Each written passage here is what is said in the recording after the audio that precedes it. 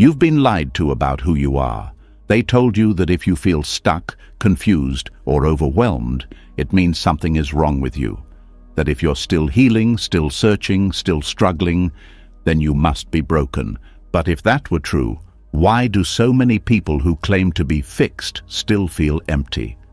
Why does improvement sometimes feel like pressure instead of peace? Why does trying to become better often make you feel further from yourself? The truth is simple. You are not broken. You are becoming. Buddhist wisdom has whispered this truth for centuries, not through force or perfection, but through awareness, acceptance, and compassion. The Buddha never taught that you must repair yourself. He taught that understanding yourself is the transformation. These teachings are not about escaping who you are. They are about staying present with what is unfolding, about learning to sit with discomfort without turning it into self-judgment, about seeing change as something natural, not something you must earn. As you listen, your inner resistance will begin to soften. The voice that says you should be further along will grow quieter. The tension of trying to arrive will slowly loosen its grip. You may start to feel something different, not excitement, but relief. The relief of realizing that growth does not require violence against yourself. This is not a message about becoming perfect. It is about becoming honest, about allowing yourself to evolve without shame, about recognizing that every phase you are in has a purpose. This is not something to consume and forget. It is a reminder, a remembering, that you were never behind, you were never defective, you are always becoming. If you are ready to see yourself with softer eyes and walk the path of personal transformation without self-rejection, let's begin. Before we go deeper, something needs to be acknowledged. If you stayed with the introduction and felt a quiet recognition rather than excitement, that matters. That feeling is not inspiration, it is resonance. It means something inside you already knows what is coming next. And now, instead of moving forward with confidence, this is usually where discomfort shows up. The mind tightens, the body resists. Old questions return. This is not a mistake, this is the doorway. Discomfort is often the first thing we try to remove when we begin any inner path. We look for calm, clarity, peace, relief. But before any of those appear, something else comes first. Friction, unease, restlessness, a sense that something inside no longer fits the way it used to. Most people interpret this as failure. Buddhism does not. Buddhism sees this moment as sacred. Discomfort is not a sign that something has gone wrong. It is a sign that something false can no longer stay comfortable. When the mind begins to wake up, it loses its ability to numb itself the way it once did. Old distractions stop working. Old explanations feel thin. Old identities begin to crack. This does not feel peaceful. It feels confusing. It feels destabilizing. But this destabilization is not destruction. It is reorganization. In Buddhist thought, awakening is not a pleasant upgrade to life. It is a disruption of illusion. And illusion does not leave quietly. It resists. It creates tension. That tension is what you are feeling when discomfort arises. The friction is not between you and life. It is between truth and the stories you have been using to survive. Pain, in this view, is not punishment. It is pressure. Just as a seed must split before it can grow, the inner structures that once kept you safe must loosen before something more honest can form. The shell does not break because it is bad. It breaks because it has completed its job. Discomfort signals completion, not deficiency. Modern culture treats pain as an error message, something to fix, suppress, or escape. Buddhism treats pain as information. Not all pain, but especially the pain that appears when you stop running. The ache that comes when you sit still. The heaviness that surfaces when you stop distracting yourself. This pain is not asking you to disappear. It is asking you to listen. Inner friction arises when the way you live no longer matches the way you see. You may notice that certain conversations exhaust you more than before. Certain habits feel empty. Certain goals no longer motivate you. This creates discomfort because the mind wants continuity. It wants to keep moving forward without changing direction. But awareness does not allow this. Once you see clearly, you cannot unsee. And what you can no longer unsee begins to press against you from the inside. This pressure is evolutionary, not in the biological sense, but in the psychological and spiritual sense. You are being shaped by what no longer works. Buddhism does not promise comfort, it promises clarity, and clarity often feels uncomfortable before it feels freeing. There is a teaching in Buddhism that suffering arises from resistance, but this does not mean that discomfort itself is suffering. The suffering comes from arguing with what is already happening inside you. When sadness appears and you tell yourself you should not feel sad, suffering is created. When confusion appears and you demand certainty, suffering multiplies. Discomfort itself is neutral. It becomes suffering only when it is interpreted as failure. This is why so many people feel broken when they begin to wake up. They assume that growth should feel better immediately. They expect peace without disruption. But peace is not the absence of disturbance. It is the absence of resistance to disturbance. And that capacity is built through contact with discomfort, not avoidance of it. In Buddhist practice, sitting meditation often brings discomfort to the surface, not because meditation causes pain, but because it removes the noise that was covering it. When the body aches, when the mind wanders, when impatience arises, the instruction is not to escape. It is to observe, to stay, to soften around the sensation instead of tightening against it. This trains a radical skill, the ability to remain present with what is unpleasant without turning it into a problem. This skill changes everything. When you no longer treat discomfort as an emergency, it stops controlling you. It still exists, but it no longer defines you. You begin to see that discomfort is temporary, shifting, alive. It comes, it changes, it passes. What remains is awareness itself, stable, open, not threatened. Discomfort also exposes attachment. You feel pain not only because something hurts, but because you want it to stop. You want resolution. You want certainty. You want relief. Buddhism does not condemn this desire, but it invites you to examine it. What are you demanding from the moment that it cannot give? What are you trying to force into a shape that no longer fits? When you stop demanding that discomfort disappear, it begins to teach you. It shows you where you are gripping, where you are afraid, where you are clinging to an identity that is dissolving. This is not regression, it is refinement. There is a quiet violence in the way people talk about healing, as if pain means something is wrong, as if struggle is a defect. This mindset creates a second layer of suffering, the pain of pain plus the shame of having it. Buddhism removes this second layer. Pain is not proof that you are failing. It is proof that you are alive and responsive. Inner friction is the meeting point between who you have been and who you can no longer avoid becoming. That meeting is awkward. It is unstable. It feels like standing between two worlds. The old one is familiar, but hollow. The new one is real, but unclear. Most people retreat at this point. They go back to what numbs them. Buddhism encourages you to stay. Staying does not mean forcing insight. It means allowing experience to unfold without judgment. When discomfort is allowed to exist without resistance, it often transforms on its own, not into pleasure, but into understanding.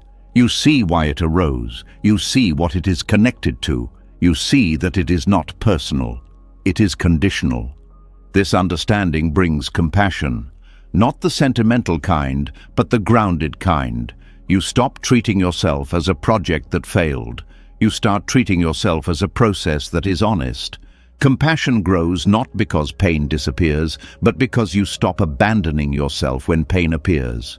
Discomfort also slows you down. It interrupts momentum. It forces you to question direction. This is essential. Growth that never pauses becomes mechanical. Discomfort creates space. In that space, choice becomes possible. You can see what you have been doing automatically. You can decide whether it still serves you. Buddhism frames this as awakening not to bliss, but to reality. Reality includes uncertainty. It includes loss. It includes change. When you resist these, discomfort intensifies. When you allow them, discomfort becomes bearable, even meaningful. There is also a humility that discomfort brings. It strips away the fantasy of control. It shows you that growth is not something you dominate. It is something you cooperate with. This humility is not weakness. It is alignment. You stop trying to outrun your own unfolding. Over time, the relationship with discomfort changes. It no longer feels like an enemy. It feels like a signal, a messenger, not one that speaks clearly at first, but one that becomes easier to understand the more you listen. You learn to ask different questions, not, how do I get rid of this, but what is being asked of me right now? Sometimes the answer is rest. Sometimes it is honesty. Sometimes it is letting go. Sometimes it is staying longer than you want to. Discomfort does not give the same lesson twice in the same way. It evolves as you do. This is why Buddhism does not rush awakening. It respects timing. It respects integration. A sudden insight without the capacity to hold it can destabilize a person. Discomfort builds that capacity. It strengthens the nervous system's ability to remain open under pressure. It teaches patience, not as endurance, but as presence. Eventually, you may notice something unexpected. The discomfort that once felt overwhelming now feels workable, not gone, but navigable. You trust yourself more, not because life is easier, but because you know you can stay with it. This trust is not confidence, it is intimacy with experience. You are no longer at war with what arises. You meet it, and in meeting it, you continue becoming. This is the sacred function of discomfort, not to punish you, not to prove you are broken, but to apply just enough pressure to reveal what is real. And what is real does not need fixing, it needs space. As this understanding settles, something subtle shifts. You stop measuring growth by how good you feel. You start recognizing growth by how honestly you can remain. Discomfort no longer signals failure, it signals movement. And from this movement, something else begins to emerge, not answers, but depth, not certainty, but steadiness. The path does not smooth out, but you no longer need it to. This is how awakening begins. Not with light, but with friction. Not with relief, but with truth. And truth, once allowed, carries you forward whether you are ready or not. You are not broken. You are becoming. As discomfort loosens its grip and stops being something you fight against, a quiet pause appears. Not relief, not answers, just space. And for many people, this is the most unsettling phase of all. The struggle has softened, but clarity has not yet arrived. The old way no longer fits, and the new way has not taken shape. This is where most people panic. This is also where becoming actually happens. There is a belief that growth is a straight line. You set a goal, you move toward it, and when you arrive, you are transformed. Buddhism sees this as an illusion. Goals may organize action, but they do not reshape identity. Identity changes in the spaces where action stalls, in the waiting, in the uncertainty, in the moments where nothing seems to be happening, and yet everything inside is rearranging itself. These in-between states feel uncomfortable because they remove the familiar markers of progress. You cannot measure them, you cannot explain them easily. You cannot even be sure you are moving forward at all. The mind dislikes this deeply. It wants direction, it wants confirmation, it wants an outcome. But becoming is not driven by outcomes. It is shaped by what happens when outcomes are temporarily unavailable. In Buddhist teaching, There is an understanding that the self is not a solid thing, but a process. A flow of causes and conditions constantly interacting. When life is busy and goal-oriented, this flow is hidden by momentum. You are too occupied becoming someone to notice how you are becoming. The gaps interrupt that momentum. They slow the current enough for change to take root. Waiting periods are not empty. They are unstructured. And unstructured time exposes who you are without the scaffolding of roles, plans, and distractions. When you are no longer chasing the next milestone, you begin to notice your inner habits more clearly. How you react to uncertainty, how you speak to yourself when there is no external validation, how quickly you try to replace not knowing with noise. Confusion is especially misunderstood. It is treated as a flaw, something to fix quickly.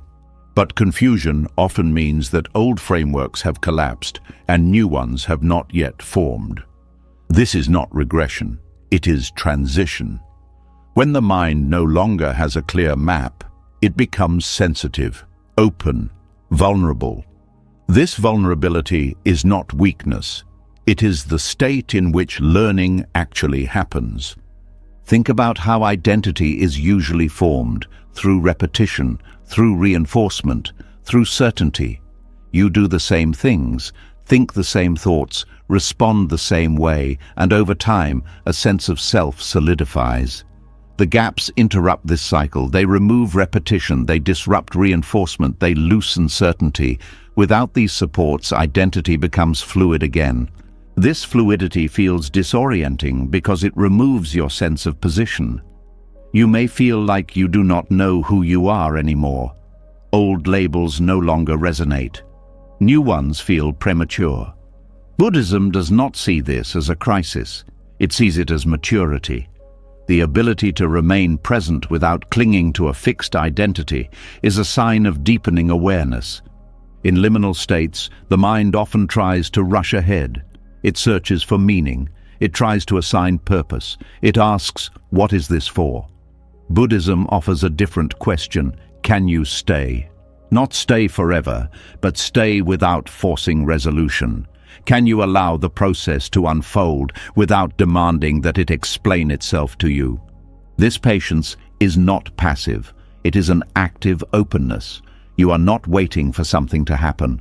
You are allowing yourself to be reshaped by what is already happening. The nervous system recalibrates. Emotional patterns reorganize. Perception shifts subtly. None of this is dramatic. It is quiet work. Many people miss this transformation because they are looking for visible change. A new belief, a new role, a new direction. But identity does not change through declarations. It changes through exposure. Prolonged exposure to uncertainty teaches you that you can survive without certainty. Prolonged exposure to waiting teaches you that worth is not tied to productivity. Prolonged exposure to confusion teaches you that understanding is not always immediate. In Buddhist practice, retreats often include long periods of silence and repetition, not to create insight directly, but to create gaps. Gaps in speech, gaps in stimulation, gaps in narrative. These gaps remove the usual ways you reinforce who you think you are. Without those reinforcements, identity softens. Something more responsive can emerge.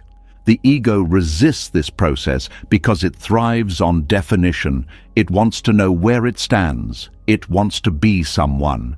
In the gaps, it loses its footing. This can feel like loss. You may grieve the version of yourself that knew what it was doing, that had answers, that felt purposeful. Buddhism allows this grief. It does not rush you past it. Grief is part of becoming. When an old identity dissolves, even if it was limiting, it still represented safety. Letting it go creates a sense of exposure. The mind may try to rebuild quickly, to fill the space with a new story. But if you allow the space to remain open a little longer, something different happens. You stop being defined by the story at all. This does not mean you become passive or directionless. it means direction arises more organically. Instead of forcing a future, you begin to respond to the present with greater sensitivity. Choices feel less driven by fear and more by alignment. This alignment cannot be planned. It emerges from having spent enough time not knowing. Waiting also reveals attachment to outcomes. When you cannot move forward, you see how much of your self-worth was tied to progress. You see how uncomfortable it is to exist without improvement. This discomfort is instructive. It shows you the conditions under which you feel allowed to exist. Buddhism gently questions those conditions. There is a deep freedom in realizing that you do not need to be arriving to be alive. The gaps teach this not intellectually, but experientially. Day after day of not knowing does something to you. It humbles you, it steadies you, it removes the urgency to prove yourself. Confusion, when not resisted, sharpens awareness. You listen more closely, you observe more carefully, you stop assuming.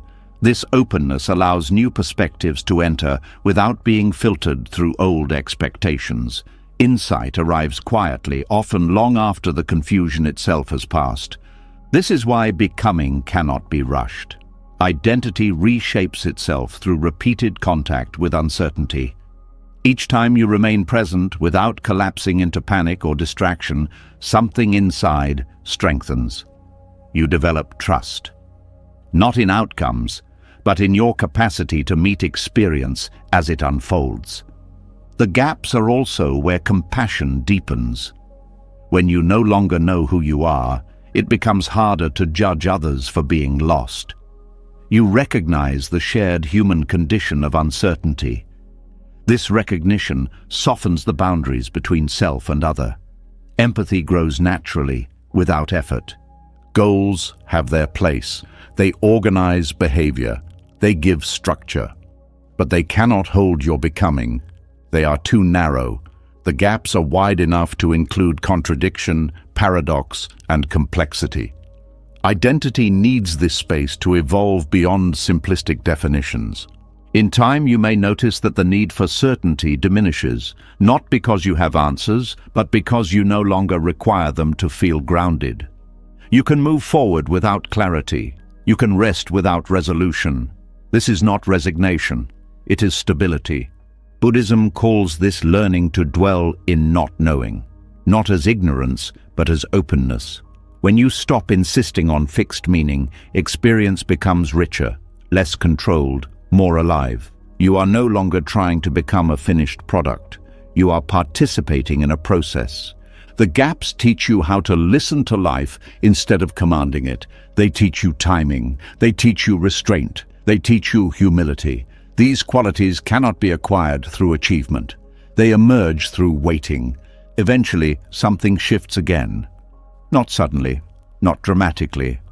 You find yourself responding differently, less reactive, less rushed, more present. You may not be able to explain what changed, but you know you are not the same. This is the quiet work of becoming. It does not announce itself. It does not offer proof. It simply leaves you more available to reality, more flexible, less defended. And when direction returns, as it always does, it comes from a different place. Not from anxiety, but from clarity that has matured in silence. The goals you choose now are not attempts to escape discomfort. They are expressions of understanding shaped in the gaps. This is why the waiting mattered. This is why the confusion was necessary. This is why nothing happening was actually everything happening. You are not behind. You were not lost. You were in the space where identity learns how to breathe. And from here, the becoming continues. As direction slowly returns after time spent in uncertainty, something else often appears alongside it. A quiet pressure, a subtle expectation, the feeling that now, finally, you should be done, that the confusion should be over, that the work should have paid off by now. This pressure is rarely spoken out loud, but it sits underneath many spiritual paths, and without noticing it, it becomes a new source of suffering. There is a deeply rooted belief that growth has an end point, a final version of you that is healed, stable, wise, and no longer troubled by old patterns. This belief feels motivating at first. It gives shape to effort, but over time it turns against you, because every time discomfort returns, every time doubt reappears, the mind whispers the same message. You should be past this by now. This is the illusion of the finished self, the idea that there is a version of you who will one day arrive and remain unchanged. Buddhism challenges this belief at its core, not by saying healing is impossible, but by showing that completion itself is a misunderstanding of how life works.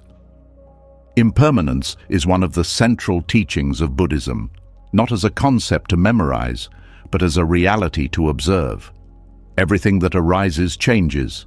Sensations change, emotions change, thoughts change, even insight changes.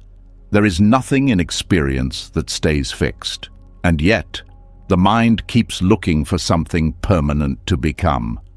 When you believe you should already be healed, you turn impermanence into a problem. You measure yourself against an imagined finish line. You judge each return of pain as evidence that you failed. This judgment creates suffering that is separate from the original difficulty. The pain may be natural. The judgment is optional. The idea of being finished often hides behind words like growth, progress, and self-mastery. These words are not wrong, but they are easily misunderstood. Growth does not mean elimination of struggle. Progress does not mean immunity from pain. Mastery does not mean control over life. When these words are interpreted as finality, they become weapons turned inward. In Buddhism, awakening is not described as becoming flawless. It is described as seeing clearly. And clear seeing reveals that the self is not a static object moving toward completion. It is a dynamic process responding to changing conditions. Expecting it to be finished is like expecting a river to stop flowing. Self-judgment arises when reality does not match expectation. If you expect healing to be linear, any setback feels like failure. If you expect wisdom to be permanent, confusion feels like regression. But these expectations are not based on how life actually unfolds. They are based on an idealized image of selfhood. The finished self is comforting because it promises rest. It promises an end to effort, an end to vulnerability, an end to uncertainty. But this promise is false, and chasing it creates a constant tension between who you are and who you think you should be. This tension is subtle but exhausting. You may notice it in the way you speak to yourself, the impatience, the disappointment, the quiet comparison to others who seem further along. This is not motivation. It is self-rejection disguised as aspiration. Buddhism does not ask you to lower your standards. It asks you to change the way you relate to becoming. Instead of aiming for a finished identity, it invites you to rest in ongoing responsiveness, to meet each moment as it is, without measuring it against an imagined end state. Impermanence dissolves self-judgment by revealing that there is no fixed self to perfect. What you call you is a collection of habits, perceptions, memories, and reactions arising in this moment. When conditions change, these change. When circumstances shift, so do you. Expecting continuity in a world defined by change is the root of frustration. This does not mean nothing matters. It means nothing stays solved forever. Even insight must be renewed. Even clarity must be practiced. Not because you are deficient, but because life keeps moving. Many people mistake the return of old patterns as proof that healing failed. Buddhism sees this differently. Patterns return because conditions return, stress returns, loss returns, uncertainty returns. And with them, familiar responses may arise. The difference is not whether they arise, but how you meet them. When you stop expecting to be finished, you stop being surprised by difficulty. You meet it with curiosity instead of shame. You ask what is present now, not why it should not be present. The belief in a finished self also creates separation. You begin to divide yourself into acceptable and unacceptable parts. The healed part is welcomed. The struggling part is pushed away. This division fragments the self and creates inner conflict. Buddhism emphasizes integration. Nothing is excluded. Everything is included in awareness. This inclusion is not indulgence, it is honesty. When you allow all states to arise without labeling them as regression, you create a stable ground for genuine change.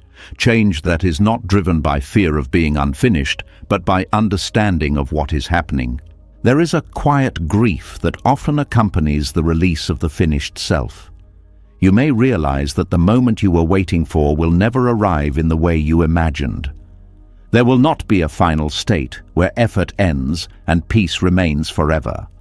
This realization can feel disappointing, but it is also liberating. Without the pressure to arrive, you are free to engage with life as it is.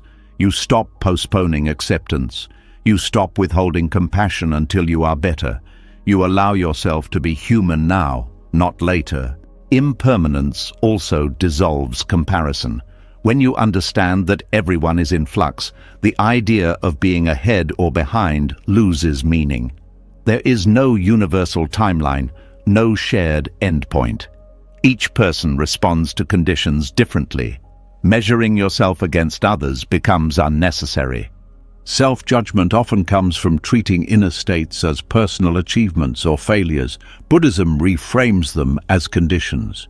When certain causes are present, certain effects arise. This is not a moral evaluation.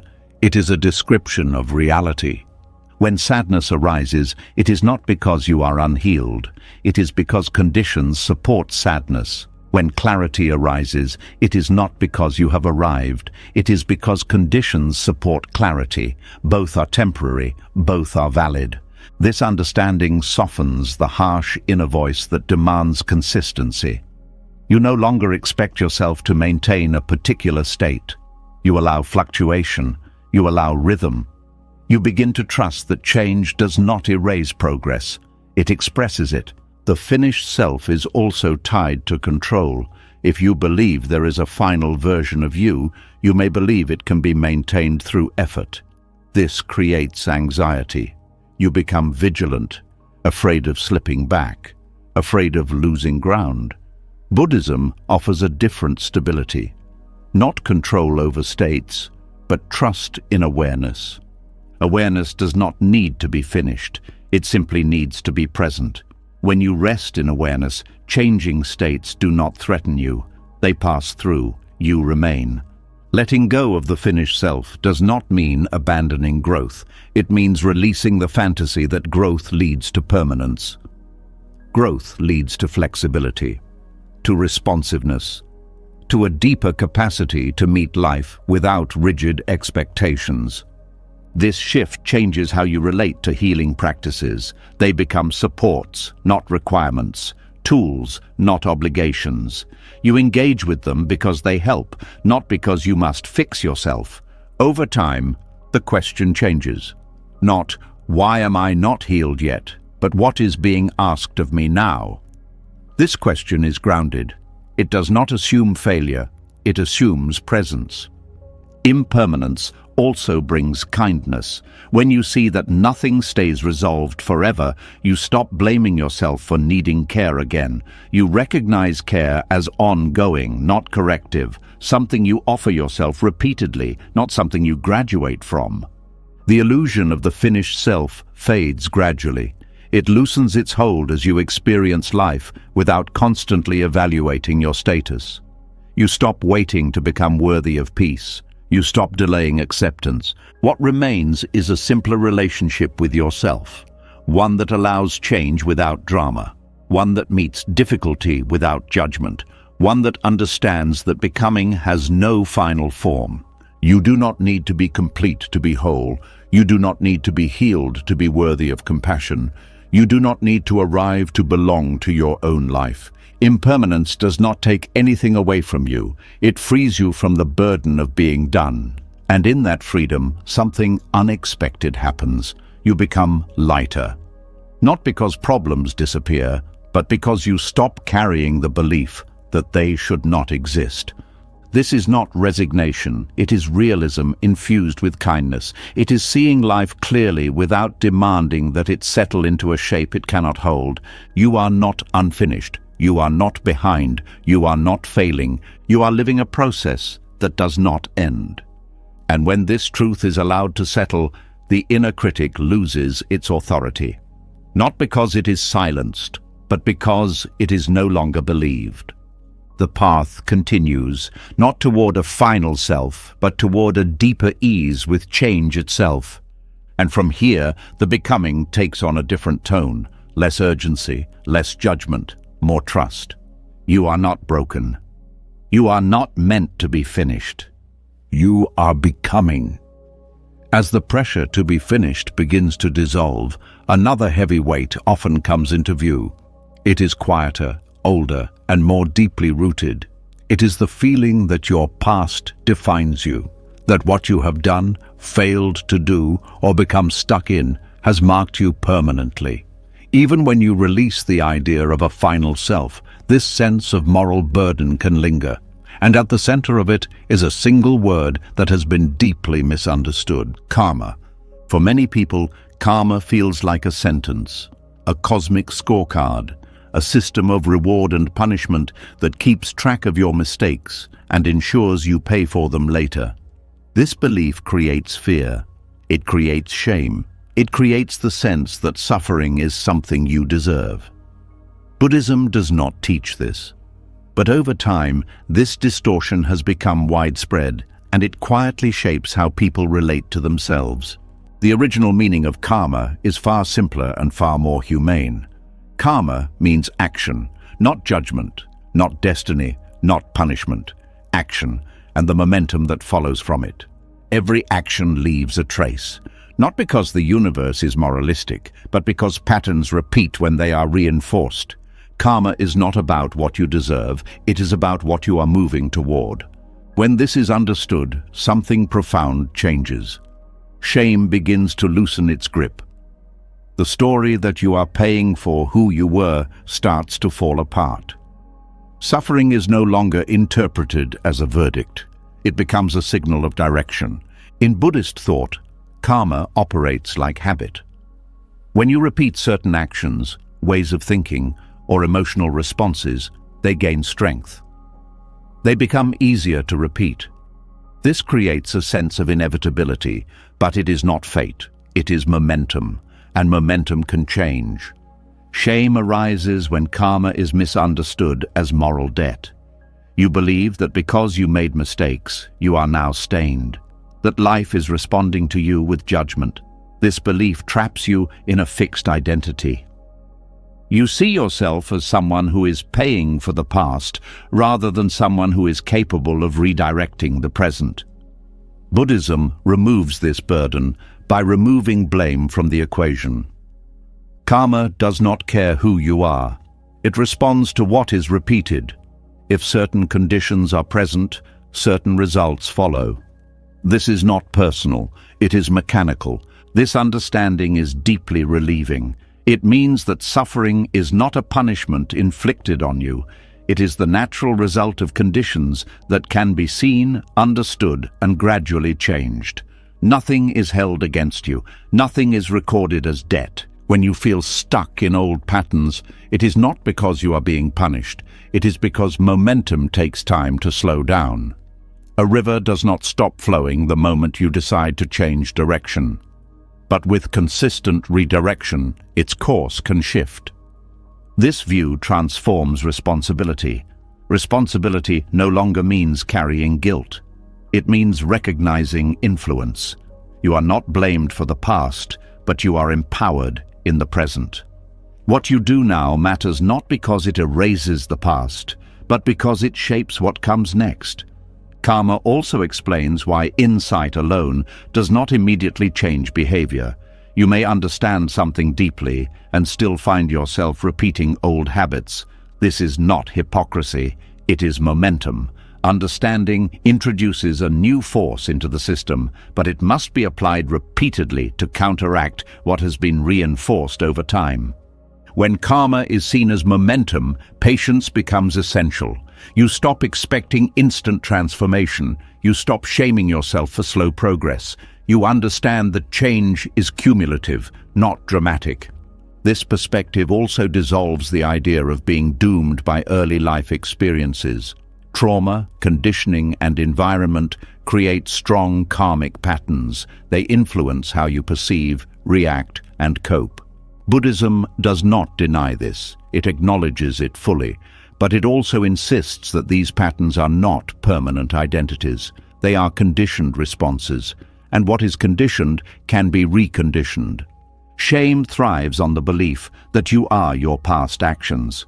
Karma, rightly understood, shows that you are shaped by actions, but not defined by them.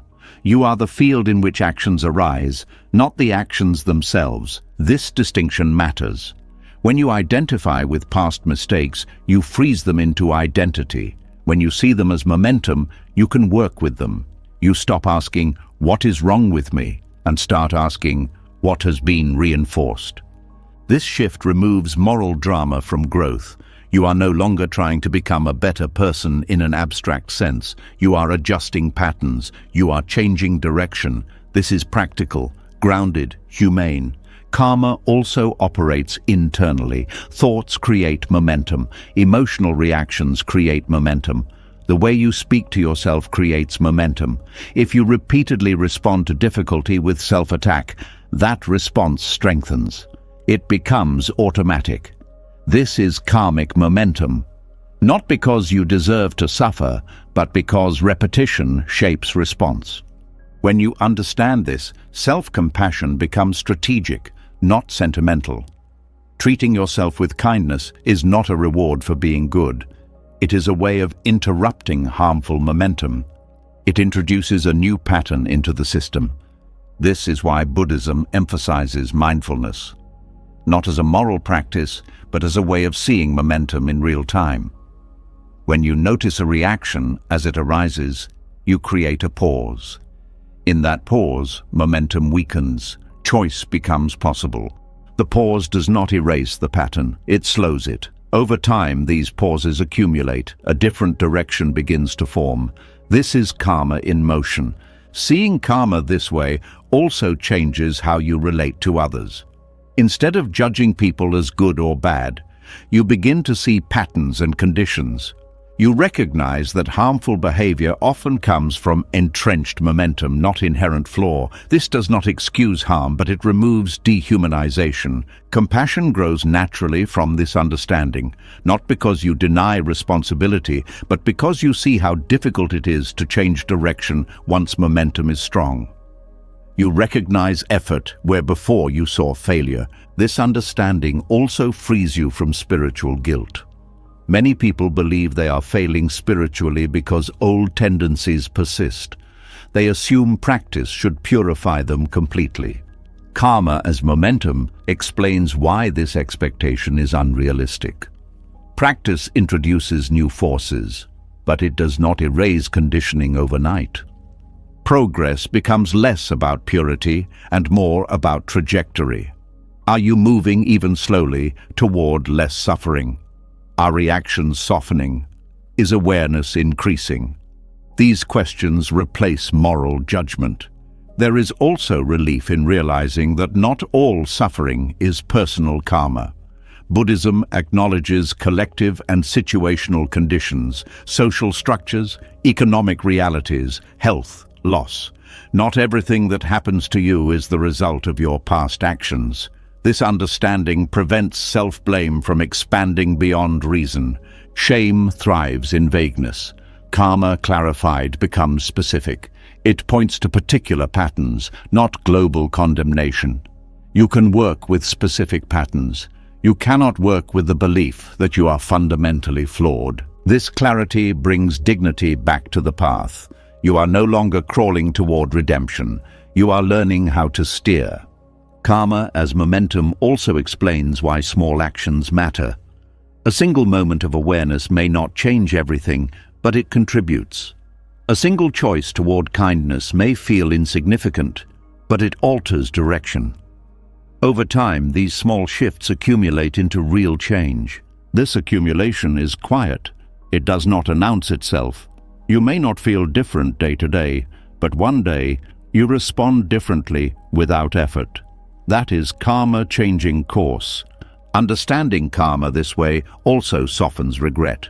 Regret becomes information, not self-punishment.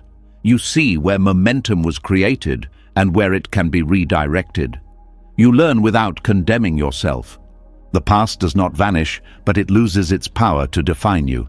It becomes part of the landscape, not the destination. This reinterpretation of karma also restores trust in yourself. You stop fearing that one mistake will doom you. You understand that no single action defines direction, patterns do, and patterns can be changed. Freedom from shame does not mean freedom from responsibility. It means responsibility without cruelty. You take ownership of your influence without turning it into identity. This is deeply healing. Many people carry invisible shame for years, believing their suffering is deserved. Karma as momentum dismantles this belief gently but thoroughly. Nothing is being held against you. There is no cosmic ledger. There is only movement, and movement can change. When this understanding settles, the inner landscape becomes lighter. You stop carrying the weight of moral debt. You stop interpreting pain as judgment. You engage with life more openly, more honestly. The path forward becomes clearer, not because it is easy, but because it is no longer blocked by shame. You are not paying for who you were, you are shaping who you are becoming. And from this place, something else becomes possible. Not just change, but compassion for the parts of you that learned to survive the only way they knew how. Karma does not ask you to suffer for the past. It invites you to participate in the present. And as you do, the direction continues to shift. You are not condemned by your history. You are carried forward by what you practice now. You are not broken. You are becoming. As shame loosens and the past no longer feels like a sentence, something else quietly collapses. Not all at once, not dramatically, but deeply. The structures you once relied on to feel separate, protected, and in control begin to give way. This moment is often misunderstood as failure. In Buddhist understanding, it is something very different. It is the ground from which true compassion grows.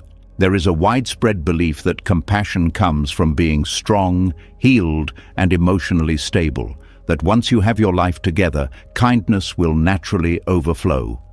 Buddhism offers a more uncomfortable truth.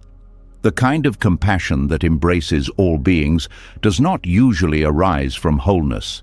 It arises from fracture, from the moment you can no longer hold yourself above suffering. Breakdown strips away distance. Before it happens, pain often feels personal, yours versus theirs, my story versus your story. But when life breaks you open, suffering loses its boundaries. You stop seeing it as an individual flaw and begin to recognize it as a shared condition. This recognition is not intellectual, it is visceral. Bodhicitta, the wish for awakening for the benefit of all beings, is not born from moral intention alone. It is born from contact, from being touched by suffering so deeply that separation becomes impossible to maintain. Before breakdown, compassion is often selective. After breakdown, it becomes inclusive. Personal collapse removes the illusion that you are different. Different in strength, different in luck, different in control.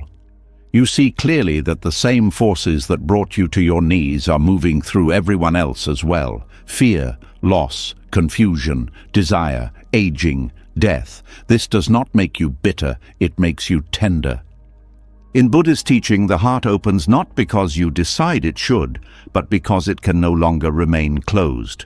Defenses exhaust themselves, strategies fail, control slips, and in that vulnerability, something unexpected enters, a quiet solidarity with life as it is. Before breakdown, compassion often carries conditions. You feel for those who deserve it, those who try hard enough, those who behave well. After breakdown, these conditions fall away. You no longer ask whether suffering is justified. You recognize it instantly. You respond without calculation. This is why many spiritual traditions speak of humility as the doorway to wisdom. Not humility as self-deprecation, but humility as accurate perception. You no longer overestimate your separateness. You no longer underestimate your shared fragility. Breakdown also dissolves judgment. When your own life falls apart, simplistic explanations stop working. You can no longer tell yourself that suffering happens only to those who make poor choices. You see how complex causation really is, how many forces shape a single moment. This understanding softens your view of others. Compassion deepens because you stop expecting people to be other than they are. You recognize how much effort it takes just to function. You recognize how little room there often is for grace. This recognition changes how you move through the world.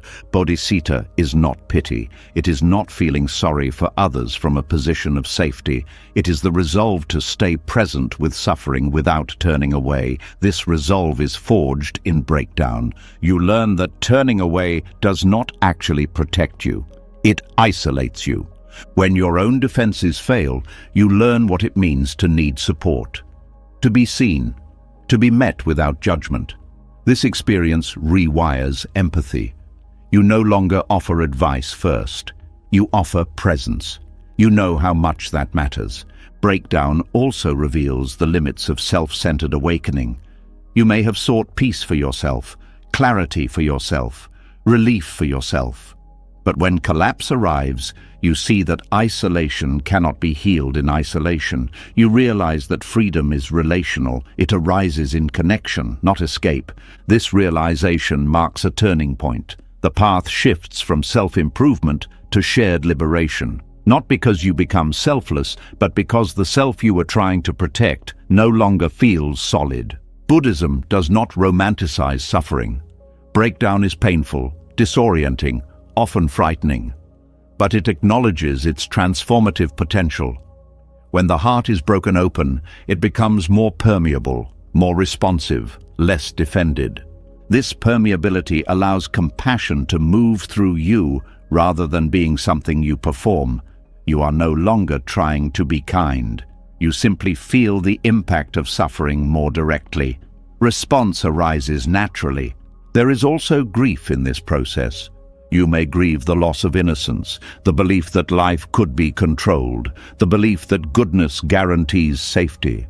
This grief is part of compassion. It is the mourning of illusions that kept you separate. As these illusions fall away, you begin to see suffering not as interruption, but as a common ground. Something that connects rather than isolates. This does not make pain desirable. It makes it intelligible. Bodhicitta also carries courage. After breakdown, you know how much suffering hurts. And yet, instead of closing down, you choose to stay engaged. You choose to care anyway. This choice is not heroic. It is honest. You know that turning away will not spare you, so you turn toward. This turning toward does not require fixing others. It requires witnessing, accompanying, allowing. You stop trying to rescue and start trying to understand. This shift prevents burnout. It grounds compassion in realism. Breakdown teaches you limits. You learn that you cannot carry everything. You cannot save everyone. This knowledge refines compassion. It becomes sustainable. It respects boundaries without withdrawing care. Bodhicitta is often misunderstood as constant self-sacrifice. In reality, it arises from clarity about interdependence. You care for others because you are part of the same fabric, not because you erase yourself. When breakdown strips away false independence, interdependence becomes obvious.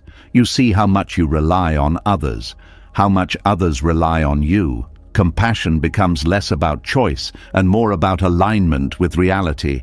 This alignment also changes how you treat yourself. Self-compassion deepens because you recognize yourself as one being among many, subject to the same forces. You stop demanding perfection. You stop withholding kindness until improvement. The compassion that arises after breakdown is quieter than idealized kindness. It does not announce itself.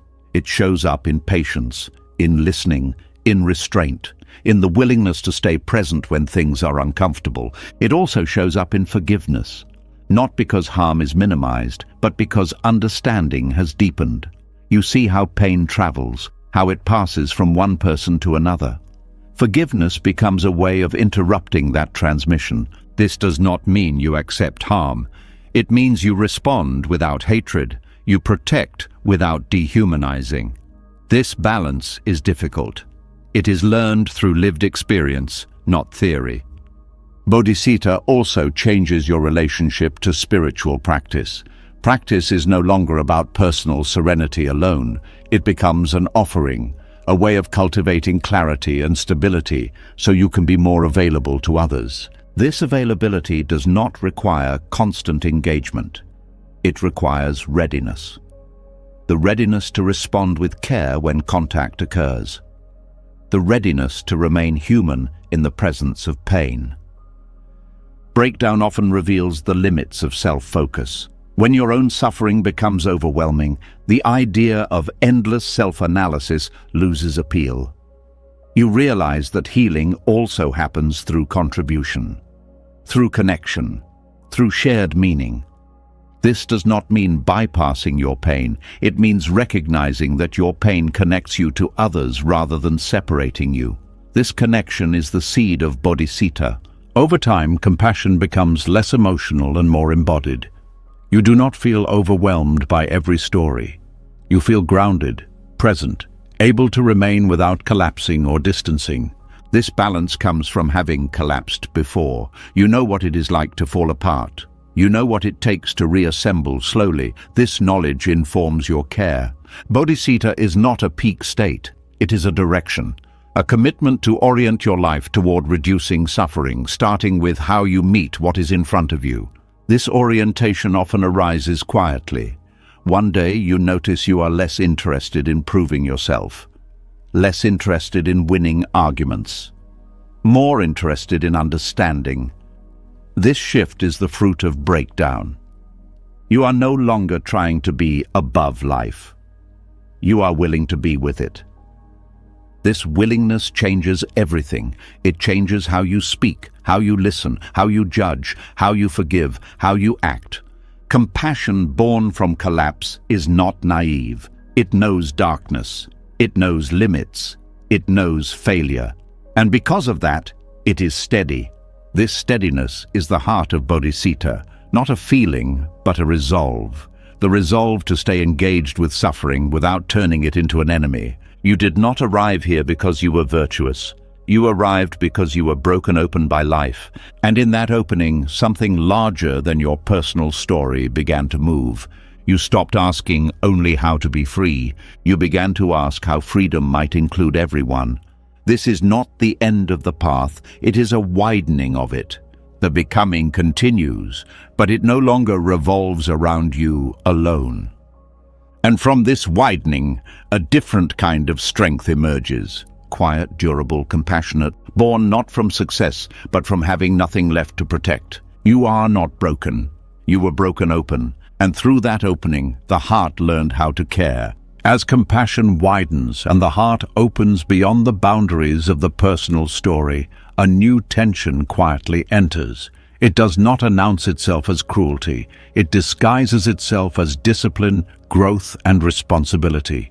It sounds reasonable, even noble, and yet beneath it, something tightens again. The urge to improve turns into the urge to erase. This is where another misunderstanding takes root. There is a moment on the path when you sincerely want to live with less harm, more clarity, more care. This intention is genuine, but slowly, almost invisibly, it can shift into something harsher. The feeling that who you are right now is not enough, that the present version of you is a problem that must be corrected. Buddhism treats this shift with great care, because it recognizes how easily self-improvement turns into self-rejection. The hidden violence of self-improvement lies in its starting point, not in the actions themselves, but in the belief beneath them. When growth begins from curiosity and care, it nourishes life. When it begins from dissatisfaction with your existence, it becomes an attack disguised as progress. Violence here does not mean aggression in the obvious sense. It means refusal. The refusal to allow yourself to exist as you are. The refusal to offer dignity to your current state. The belief that you must become something else before you are allowed kindness, rest, or belonging. This belief is deeply normalized. You are taught from an early age that value is conditional, that you must earn worth through achievement, improvement, or correction. Spiritual paths are not immune to this conditioning. They often absorb it and reframe it with gentler language, but the structure remains the same. When you approach practice as a way to fix yourself, every moment becomes a test. Every emotion becomes evidence. If anger appears, you have failed. If fear arises, you are not advanced enough. If sadness lingers, something must be wrong. This creates a constant undercurrent of self-surveillance. Buddhism does not ask you to eliminate parts of yourself, it asks you to understand them. Understanding cannot happen in an atmosphere of hostility. When you are at war with your own experience, awareness narrows. You see only what you want to remove, not what is actually present. Self-improvement often carries a subtle timeline, an unspoken expectation that by now you should be calmer, wiser, more compassionate. When this expectation is not met, frustration arises. You try harder, you push more. The path becomes strained. This strain is a signal, not that you are failing, but that your relationship to growth has become distorted. You are no longer listening, you are forcing. Forcing creates resistance. Parts of you begin to hide. Emotions go underground. Behavior becomes performative. You may appear composed while something inside is tightening. This is not peace, it is control. The Buddha's teaching begins with an honest acknowledgement of suffering, not as something to fix immediately, but as something to be known. Knowing suffering requires allowing it to exist. The moment you try to remove it prematurely, you miss its message. Self-improvement culture often treats discomfort as an obstacle. Buddhism treats it as a teacher. When you try to improve yourself out of discomfort, you silence that teacher. You skip the lesson in favor of a solution. This is where violence enters. Not because effort is wrong, but because listening has been replaced by correction. You are no longer asking what this moment needs. You are telling it what it should be. There is also exhaustion in this approach.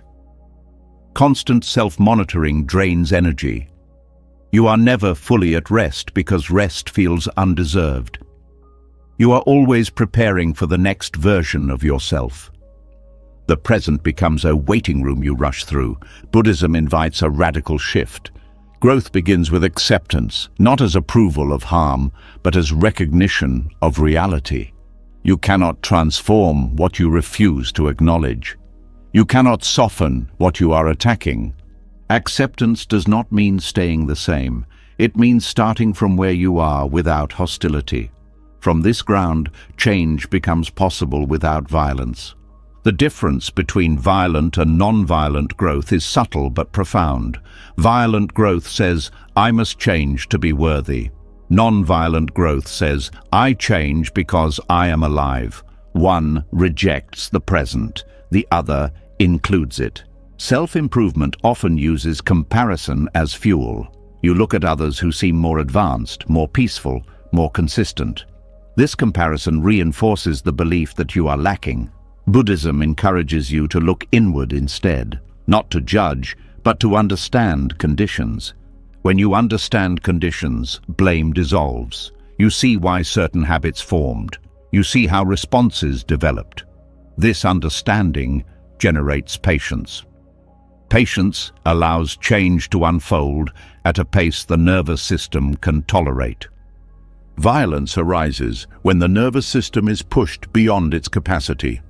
You may force yourself to meditate longer than feels safe. You may suppress emotions to appear equanimous.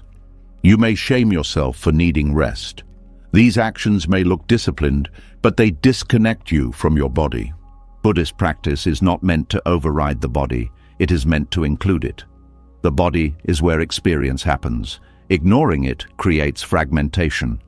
Another form of hidden violence is spiritual bypassing, using ideas of transcendence to avoid ordinary pain, telling yourself you should be above grief, beyond anger, untouched by fear. This bypassing invalidates lived experience. It sends the message that being human is a problem. But the Buddha did not transcend humanity. He understood it. He sat with hunger, with discomfort, with doubt. Awakening did not remove these experiences. It changed the relationship to them. When you try to fix yourself, you often skip relationship. You jump straight to outcome. Buddhism slows this down. It teaches you to stay with what arises long enough to learn from it. Learning requires humility, not the humility of self-criticism, but the humility of curiosity. You admit you do not fully understand your own experience yet. You allow it to unfold without forcing a conclusion. This humility dismantles the inner hierarchy that ranks parts of you as higher or lower, more spiritual or less spiritual, acceptable or unacceptable. Buddhism sees all experiences as arising from conditions. None are inherently superior. When you remove hierarchy, compassion becomes easier. You stop policing your inner world. You stop punishing yourself for being human. Self-improvement often promises control. If you do the right practices, follow the right steps, you will manage your mind perfectly. Buddhism is honest about the limits of control. Thoughts arise, emotions shift, life interrupts. Practice is not about domination, it is about relationship. A relational approach to growth asks different questions. Instead of, how do I stop this? You ask, what is this showing me? Instead of, how do I become better? You ask, how can I be more present? Presence is not passive, it is engaged. It requires courage to stay with discomfort without trying to fix it. This courage is quieter than ambition, but far more transformative. When you stop treating yourself as a problem, a surprising thing happens. Energy returns, curiosity returns, growth becomes less forced and more organic. You still change, but the change feels integrated rather than imposed. This does not mean you abandon intention. It means intention is guided by care rather than self-disgust. You practice because it supports life, not because you are defective. The violence of self-improvement often shows up in language. The way you speak to yourself, harsh, demanding, unforgiving. Buddhism pays close attention to speech, including inner speech. Words shape experience. Repeated self-attack creates internal conditions of fear and contraction. When language softens, the system relaxes. From relaxation, learning deepens. This is not indulgence, it is efficiency. A relaxed system integrates insight more effectively than a tense one. Another hidden cost of self-improvement is alienation from others. When you see yourself as a project, you begin to see others the same way. You evaluate, diagnose, judge. Compassion becomes conditional. Letting go of the need to fix yourself restores equality. You meet others as fellow processors, not problems to solve. This restores genuine connection. Buddhism emphasizes non-harming. This includes not harming yourself through unrealistic expectations. Non-harming is not only about actions, but about attitudes. How you hold yourself matters. Growth without violence respects timing. It understands that some changes take years. Some patterns dissolve slowly. This patience is not laziness, it is attunement. When you align with your actual capacity, progress becomes sustainable. You do not burn out. You do not oscillate between intensity and collapse. You move steadily. The paradox is that when you stop trying to fix yourself, you often change more deeply, because resistance drops, because awareness increases, because compassion replaces pressure. This does not mean discomfort disappears. It means you stop treating discomfort as evidence that you are wrong. You allow it to inform rather than condemn. The hidden violence of self-improvement dissolves when you recognize that your humanity is not an obstacle to awakening. It is the ground of it. You do not need to become someone else to be free. You need to meet who you are without hostility. This meeting is the beginning of true transformation. From here, the path continues with less force and more trust, less striving and more listening. You are not a problem to be solved. You are a life unfolding, and when growth arises from care rather than rejection, it no longer wounds on the way forward. You are not broken, you are becoming. As the urge to fix yourself softens, something else becomes impossible to ignore. The patterns that keep returning, the emotions you thought you had outgrown, the same reactions resurfacing at different moments, wearing new faces but carrying familiar weight. Without the pressure to eliminate them, a new question quietly arises. What if they are not here to defeat you, but to teach you? Recurring emotions are often treated as enemies on the inner path. Anger that keeps coming back, fear that reappears when you least expect it, sadness that lingers even after insight. These experiences are usually met with frustration or shame. You tell yourself you should be beyond this. That awareness should have cured it by now. Buddhism invites a different relationship, one that replaces opposition with curiosity. An emotion that returns is not a failure of progress. It is a message that has not yet been fully heard. Emotional patterns are not random. They are shaped by conditions, history, and unmet needs. When they repeat, it is because something remains unresolved. Not because you are weak, but because learning unfolds in layers. In Buddhist psychology, emotions are not treated as personal defects. They are treated as conditioned responses. They arise when certain triggers meet certain vulnerabilities. When you understand this, blame dissolves. You stop asking what is wrong with you and start asking what is being activated. This shift is subtle but transformative. Instead of trying to suppress or override emotions, you begin to listen to them, not to obey them blindly, but to understand their function. Every recurring emotion has a role. It protects, it warns, it remembers, it signals. Fear often points to perceived threat, not always a real one, but a remembered one. Anger often arises when a boundary feels violated or unheard. Sadness often marks loss, even when the loss is old or unacknowledged.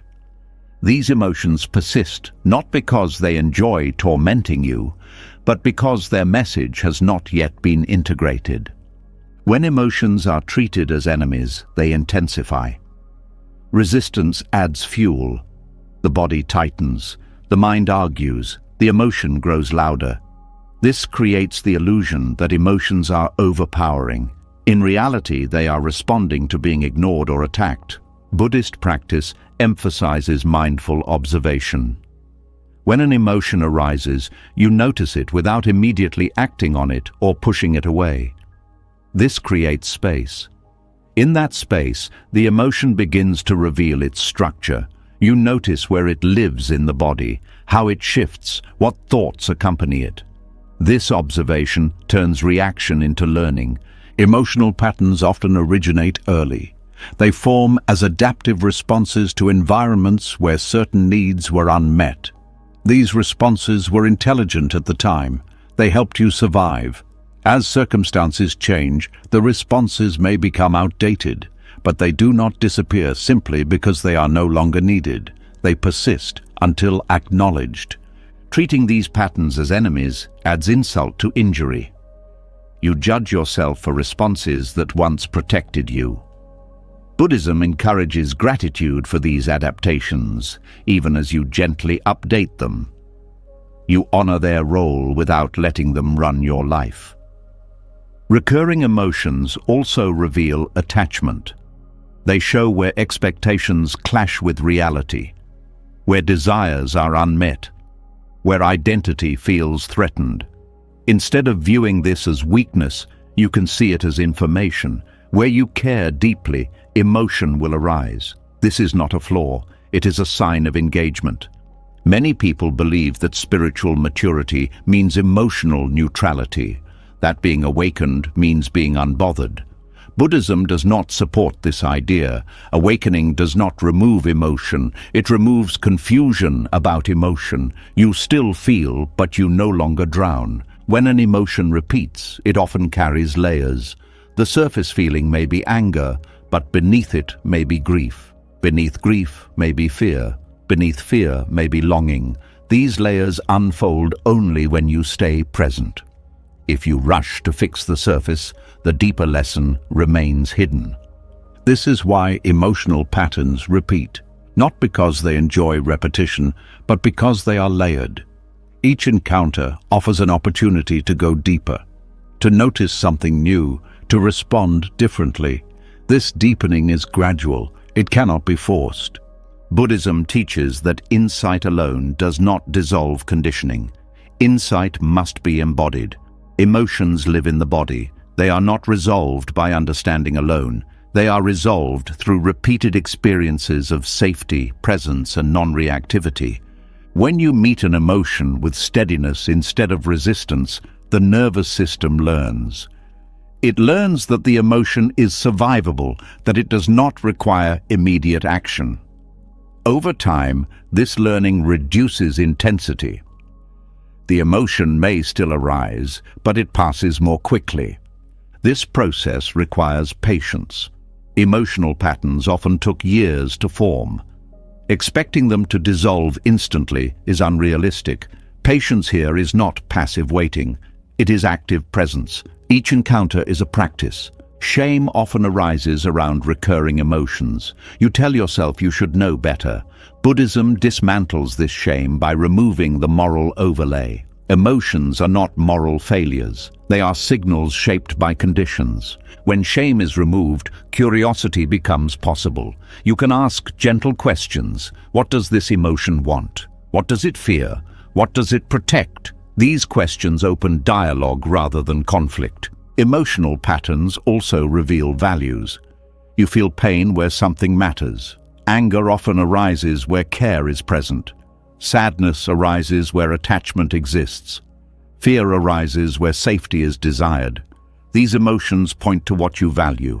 Understanding this helps you align your life more honestly. Suppressing emotions often leads to rigidity. You become disconnected from your inner life.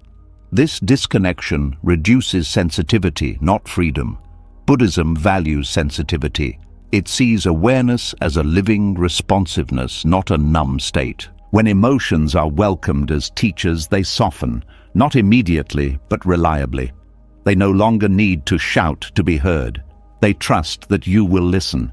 This trust changes the relationship. Recurring emotions also teach humility. They remind you that growth is ongoing, that awareness must be renewed, that there is no final mastery over the inner world. This humility prevents arrogance. It keeps the heart open. Emotions are also impermanent. Even the most intense feelings change when observed without interference. This impermanence becomes visible through practice. You see emotions arise, peak, and fade. This observation builds confidence. You trust the process. This trust reduces fear of emotion. You no longer panic when something difficult arises. You know it will move. You know you can stay. Emotional patterns often carry collective material, family dynamics, cultural expectations, historical trauma. Not everything you feel originated with you. Buddhism recognizes interdependence. Emotions move through systems, not isolated individuals. Understanding this reduces self-blame. You see yourself as part of a larger flow.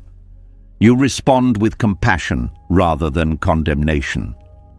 Working with emotional patterns also requires discernment. Not every emotion requires expression. Not every impulse requires action. Awareness allows you to choose. You can feel anger without acting destructively. You can feel fear without withdrawing completely. This choice is freedom. Not freedom from emotion, but freedom within emotion. As you continue this work, emotional patterns become less personal. You recognize familiar states without identifying with them. You say, anger is here, rather than I am angry. This subtle shift creates space. Space allows response. Response replaces reaction. This is the heart of practice. Recurring emotions also teach forgiveness. You forgive yourself for being human. You forgive others for triggering old wounds, not because harm is acceptable, but because understanding has grown. This forgiveness is not forced. It arises naturally when you see how patterns operate, when you see how easily anyone could respond the same way under similar conditions. Emotions also teach limits. They show you when something is too much, when boundaries are needed, when rest is required. Ignoring these messages leads to burnout. Listening leads to balance.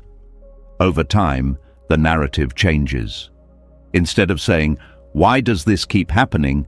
you say, "What is this showing me now?" This question keeps the path alive. Emotional patterns stop feeling like obstacles. They become part of the curriculum. Each one offers a different lesson. Some about attachment, some about fear, some about love. This learning is not linear. You may revisit the same emotion many times. Each time, understanding deepens. Each time, reaction softens. This is progress, even if it does not feel dramatic. The mind often wants closure, a final resolution. Emotional life rarely offers this. Instead, it offers relationship, an ongoing conversation. Buddhism teaches you how to stay in that conversation without exhaustion. You listen, you respond, you rest, you repeat.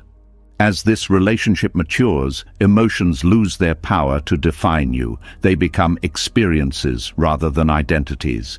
You are no longer the angry one, the fearful one, the sad one. You are the one who experiences anger, fear, sadness. This distinction is freeing. It allows movement. It allows change. The greatest lesson emotional patterns offer is compassion, not just toward others, but toward yourself. You learn how to stay present with difficulty without turning away. This capacity changes everything. It changes how you relate to pain, to others, to yourself. Emotions no longer threaten your path. They illuminate it. You stop trying to conquer your inner world. You start learning from it. And in that learning, something settles. Not because emotions disappear, but because you are no longer fighting them. You recognize that nothing inside you is here by accident. Every emotion has been trying to help. When you finally listen, they can rest. You are not weak for feeling. You are wise for learning. You are not broken. You are becoming. As emotions stop being treated like enemies and start being listened to, another belief quietly loosens its grip. The belief that there is something inside you that must be destroyed for you to be free. Many people carry this idea without realizing it. The idea that the ego is the problem, that one day it should disappear, and if it hasn't, you must be doing something wrong. This belief creates a subtle fear, a fear of yourself, a fear that something essential about you is an obstacle to awakening. Buddhism does not teach this, but it is often misunderstood this way, and that misunderstanding creates unnecessary struggle. The ego does not die on the Buddhist path. It softens. The ego, in simple terms, is the organizing principle of experience. It is how sensations, thoughts, memories, and roles are grouped into a sense of me. Without it, you could not function. You could not speak, plan, remember, or care. Buddhism never aimed to remove this capacity. It aimed to free it from rigidity. The problem is not that there is a self. The problem is that the self is treated as solid, permanent, and separate. When the ego hardens, it defends itself constantly. It resists change. It takes everything personally. It interprets experience as threat or validation. This rigidity is what creates suffering. Many people hear teachings about no self and assume they should feel empty or erased. This misunderstanding leads to dissociation, suppression, or spiritual bypassing. Buddhism does not encourage disappearance. It encourages transparency. the self becomes less opaque, less defended, more responsive. When the ego softens, it does not vanish. It becomes flexible. It can hold multiple perspectives without collapsing. It can adapt without losing coherence.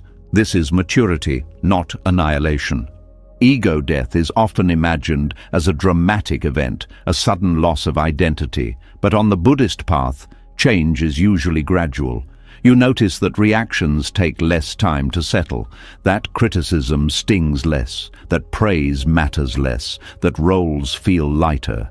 This is not because the ego is gone, but because it is no longer gripping as tightly. Softening happens through contact, not force. Each time you stay present with discomfort, the ego learns it does not need to defend itself so aggressively. Each time you allow emotion without identification, the ego loosens. Each time you listen instead of reacting, rigidity dissolves a little. The ego's primary job is protection. It formed to keep you safe, to help you navigate a complex world. When it is attacked or shamed, it tightens. When it is understood, it relaxes. Buddhism works with this mechanism gently. Trying to destroy the ego is itself an egoic act. It is driven by aversion, by the desire to eliminate what is perceived as bad. This creates internal conflict. Parts of you fight other parts. This fragmentation increases suffering rather than reducing it. Buddhism teaches non-harming. This includes not harming the sense of self. The practice is to see through the illusion of permanence without rejecting the function of selfhood. When you see that the self is constructed moment by moment, it loses its authority. It is no longer the center of the universe, but it still operates. It just does not dominate. Softening the ego means it becomes permeable. Experience can pass through without sticking. Feedback can be received without defensiveness. Change can occur without panic. This permeability allows responsiveness. You meet situations as they are, rather than through a fixed identity. Responsiveness is different from reactivity. Reactivity is automatic, driven by habit. Responsiveness includes awareness. It allows choice. This is what Buddhist practice cultivates. As emotional patterns are understood rather than fought, the ego stops interpreting them as threats. It no longer needs to suppress or dramatize. It becomes a container rather than a battleground. The softened ego also allows humility. Not the humility of feeling small, but the humility of recognizing interdependence. You see how much of who you are depends on conditions. This reduces arrogance and shame simultaneously. You stop taking credit for everything that goes well and stop blaming yourself for everything that goes wrong. This humility opens the heart. Compassion flows more easily when you are not constantly defending a self-image. You are less invested in being right, more interested in understanding. The ego also softens through impermanence. When you repeatedly observe thoughts, emotions, and roles arising and passing, identification weakens. You still use the word I, but it feels lighter, less absolute. You recognize it as a useful label, not a final truth. This recognition does not make life meaningless, it makes it more fluid. You can participate fully without clinging. You can care deeply without ownership. The softened ego also allows vulnerability. When you no longer believe your worth depends on maintaining a particular image, you can admit uncertainty. You can say, I don't know. You can change your mind. This flexibility strengthens relationships. Many people fear that without a strong ego, they will become passive or ineffective. Buddhism does not support passivity. A permeable self can act decisively. The difference is that action is less driven by fear and more by clarity. A rigid ego needs constant validation. A softened ego does not. It can rest. It does not collapse when ignored. It does not inflate when praised. This steadiness is not indifference. It is balance. Softening also changes how boundaries work. A rigid ego builds walls. A softened ego uses discernment. You can say no without hostility. You can protect yourself without dehumanizing others. This discernment is crucial. Softening does not mean losing yourself. It means knowing yourself well enough to respond appropriately. You are less reactive, not less alive. The ego also softens through compassion. When you recognize suffering as shared, self-centeredness naturally decreases. Not because you suppress it, but because it feels less convincing. Your story is no longer the only one that matters. Bodhicitta, the wish for liberation for all beings, cannot coexist with a rigid ego. It requires permeability. It requires the ability to be touched by others' pain without collapsing or closing. This is not self-erasure, it is expansion of concern. The softened ego is capable of intimacy. It listens without preparing defense. It shares without seeking control. It allows closeness without losing autonomy. In meditation, moments of selflessness may arise, a sense of openness without reference point. These moments are not meant to be clung to. They show what is possible when the ego relaxes. They are glimpses, not goals. Clinging to selflessness becomes another identity. Buddhism warns against this. The aim is not to replace one rigid self with another. It is to remain flexible. As practice continues, you may notice that the question, "Who am I?" loses urgency. Not because it is answered, but because it is no longer oppressive. Identity becomes contextual. You are who you need to be in each moment without insisting on permanence. This is freedom. Not freedom from self, but freedom from fixation on self. The softened ego also allows grief. You can feel loss without being defined by it. You can mourn without collapsing into identity. This capacity deepens resilience. Resilience does not come from hardness. It comes from flexibility. A rigid structure breaks under pressure. A flexible one bends and returns. The ego softens because it learns it does not need to control everything to survive.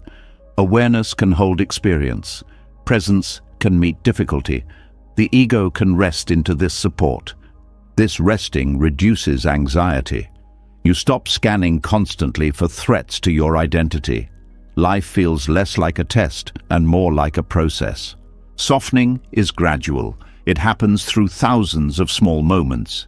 Each time you pause instead of react. Each time you allow instead of resist. Each time you respond instead of defend. There is no ceremony, no finish line, just a steady easing. You become less certain but more grounded, less defined but more real. The self remains, but it is no longer armored. It can be touched. It can be changed. It can listen. This is why Buddhism does not aim to destroy the ego. Destruction would create fear and fragmentation. Softening creates integration.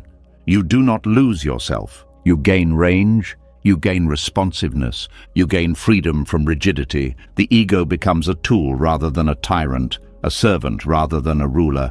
And from this place, the path continues with less struggle and more trust. You no longer need to disappear to be free. You need to become permeable. You are not broken.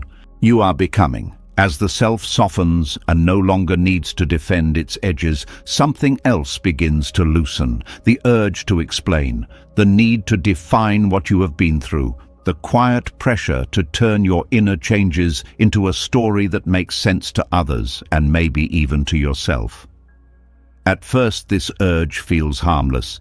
Then it starts to feel heavy, and eventually it feels unnecessary. There is a moment on the path when you realize that something in you has changed, but you cannot point to a single event that caused it. No clear turning point, no dramatic realization, just a gradual shift in how you respond, how you listen, how you stay. This is often when the mind rushes in to build a narrative. It wants to say, "This happened because of that. I am who I am now because I went through this." Buddhism gently questions this impulse. Stories are useful. They help us communicate. They help us remember. But when it comes to inner transformation, stories can also become cages. They freeze a living process into a fixed explanation. They turn becoming into a finished account. The desire to narrate growth often comes from the same place as the old egoic rigidity. It wants coherence. It wants identity. It wants to be able to say, "This is who I am now." But when the self has softened, it no longer needs to be summarized. It can remain open. Transformation does not always announce itself. It does not always arrive with insight or clarity. Often it shows up as absence, less reactivity, less urgency, less need to be understood. These changes are difficult to put into words because they are not additions. They are subtractions. Silence becomes meaningful here, not the silence of withdrawal, but the silence of not needing to explain. When you stop narrating your inner life, you allow it to keep moving. You stop turning each shift into a conclusion. Buddhism places great value on direct experience. Not because words are wrong, but because words are always secondary. The moment you describe something, you are already one step removed from it. This distance matters when the transformation is subtle. Many people feel pressure to justify their pain, to explain what it taught them, to extract meaning so it looks purposeful. This pressure often comes from others, but it also comes from within. The belief that suffering must be redeemed by a story, but some changes do not need explanation. Some experiences do not need meaning assigned to them. They simply reshape you quietly. Buddhism allows this. It does not demand narrative closure. When you let go of explaining your growth, you stop rehearsing your past. You stop reliving moments to make them intelligible. You free energy that was tied up in interpretation. This energy returns to presence. Presence is where real change continues to happen, not in reflection alone, but in how you meet what is here now. Stories tend to pull you backward or forward. Silence keeps you here. There is also a subtle performative aspect to growth narratives. You may feel the need to present your transformation in a way that is acceptable, inspiring, or coherent. This performance can pull you away from honesty. You may emphasize certain aspects and hide others. Silence removes this pressure. Without a narrative, you are not responsible for explaining yourself. You are not required to package your experience for consumption. You can let it remain unfinished. This unfinished quality keeps it alive. Buddhism understands that truth is not always communicable. Some insights are experiential and cannot be transferred through language. Trying to explain them can flatten them. Silence preserves their depth. This does not mean you never speak about your journey. It means you are no longer driven by the need to. You speak when it serves connection, not when it serves identity. Transformation without narrative also protects against spiritual pride. When you stop telling the story of how far you have come, you stop comparing paths. You stop measuring depth. You remain a participant rather than an authority. This humility keeps learning active. You are not finished telling your story because the story is not finished. In fact, there may be no final version worth telling. The mind often wants to mark progress, to say, before I was this, now I am that. Buddhism loosens this binary. Change is continuous. There is no clean break, no clear before and after. Trying to narrate it creates artificial boundaries. These boundaries can become identities. You become the one who survived, the one who awakened, the one who healed. These identities may feel empowering at first, but they can harden. They can replace one fixed self with another. Silence allows identity to remain fluid. You are not pinned to a version of yourself that once made sense. You can continue to evolve without contradicting a story you told. There is also safety in silence. When transformation is fragile, explaining it too soon can expose it to misunderstanding. Words invite interpretation. Interpretation invites judgment. Silence allows integration to complete itself. This is why many Buddhist traditions emphasize retreat, solitude, and quiet practice. Not to escape the world, but to allow deep changes to settle without interference. Integration happens in stillness. Narrative often rushes integration. You may try to explain an insight before it has been embodied. This can create confusion. You may believe you have changed more than you have, or judge yourself when behavior does not align with the story. Without narrative, there is less pressure to be consistent. You allow yourself to contradict yesterday's understanding. You allow learning to continue. Silence also deepens listening. When you are not rehearsing your story, you hear others more clearly. You respond to what is present, rather than filtering through your experience. This strengthens connection. There is a kind of healing that happens when you stop explaining yourself. You no longer need to be understood to feel valid. You no longer need to prove that your pain mattered or your growth is real. It simply is. This can feel unsettling at first.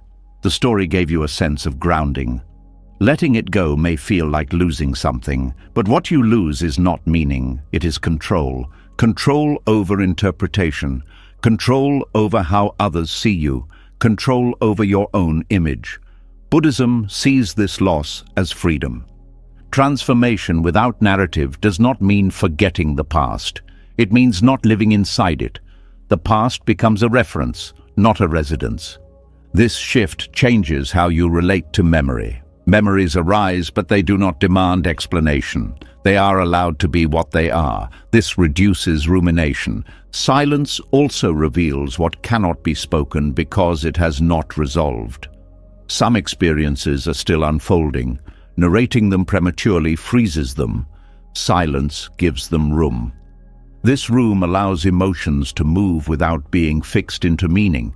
You may feel grief without needing to explain it. You may feel joy without announcing it. This simplicity is stabilizing. Buddhism teaches that clinging causes suffering. Clinging to stories is a subtle form of attachment. You cling to interpretation. You cling to coherence. Letting go of narrative loosens this attachment. This does not mean rejecting language. It means using it lightly. Words become tools rather than containers. As the need to explain fades, something else becomes possible, a direct relationship with experience. You stop asking what this means and start asking how this feels, how this moves, how this passes. This immediacy brings relief. You are no longer living one step removed, you are here. Transformation continues in this quiet way, not because you are tracking it, but because life keeps shaping you. You do not need to monitor it, you participate. There is also trust here. Trust that growth does not require narration to be real. Trust that healing does not need witnesses to be valid. Some of the deepest changes will never be noticed by others. They may not even be noticed by you until long after they have occurred. This does not make them less real. In fact, unnoticed change is often the most stable. It is not maintained by self-image, it is lived. Silence protects this kind of change. It allows it to root deeply. This is why Buddhism does not emphasize testimony. You are not required to declare your awakening. You are invited to live it, quietly, consistently, without spectacle.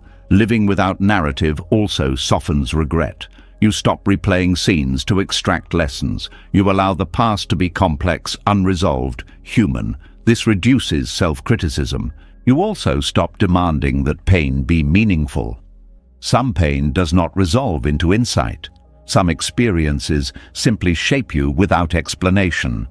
Allowing this is a form of compassion. Transformation without narrative respects mystery. It acknowledges that not everything needs to be known or shared. Mystery is not a gap to fill. It is a space to honor. This respect for mystery deepens humility. You accept that you do not fully understand yourself. You remain open, curious, alive.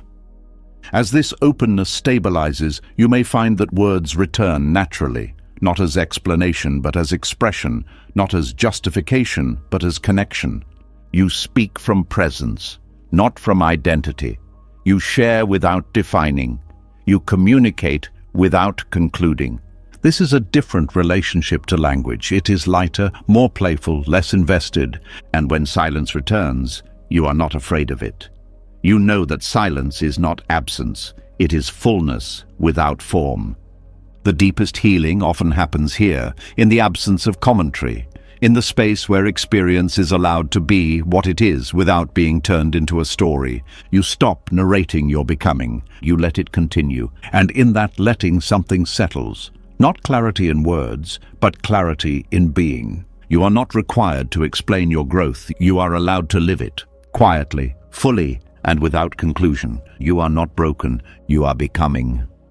As silence becomes more comfortable and the need to explain fades, another quiet frustration often appears.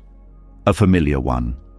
You notice the same challenges returning, the same insights resurfacing, the same themes cycling through your life again and again, and a doubt whispers, "Am I going nowhere?" This doubt misunderstands how learning actually works. There is a strong belief that growth should always move forward, that revisiting the same lesson means failure to progress.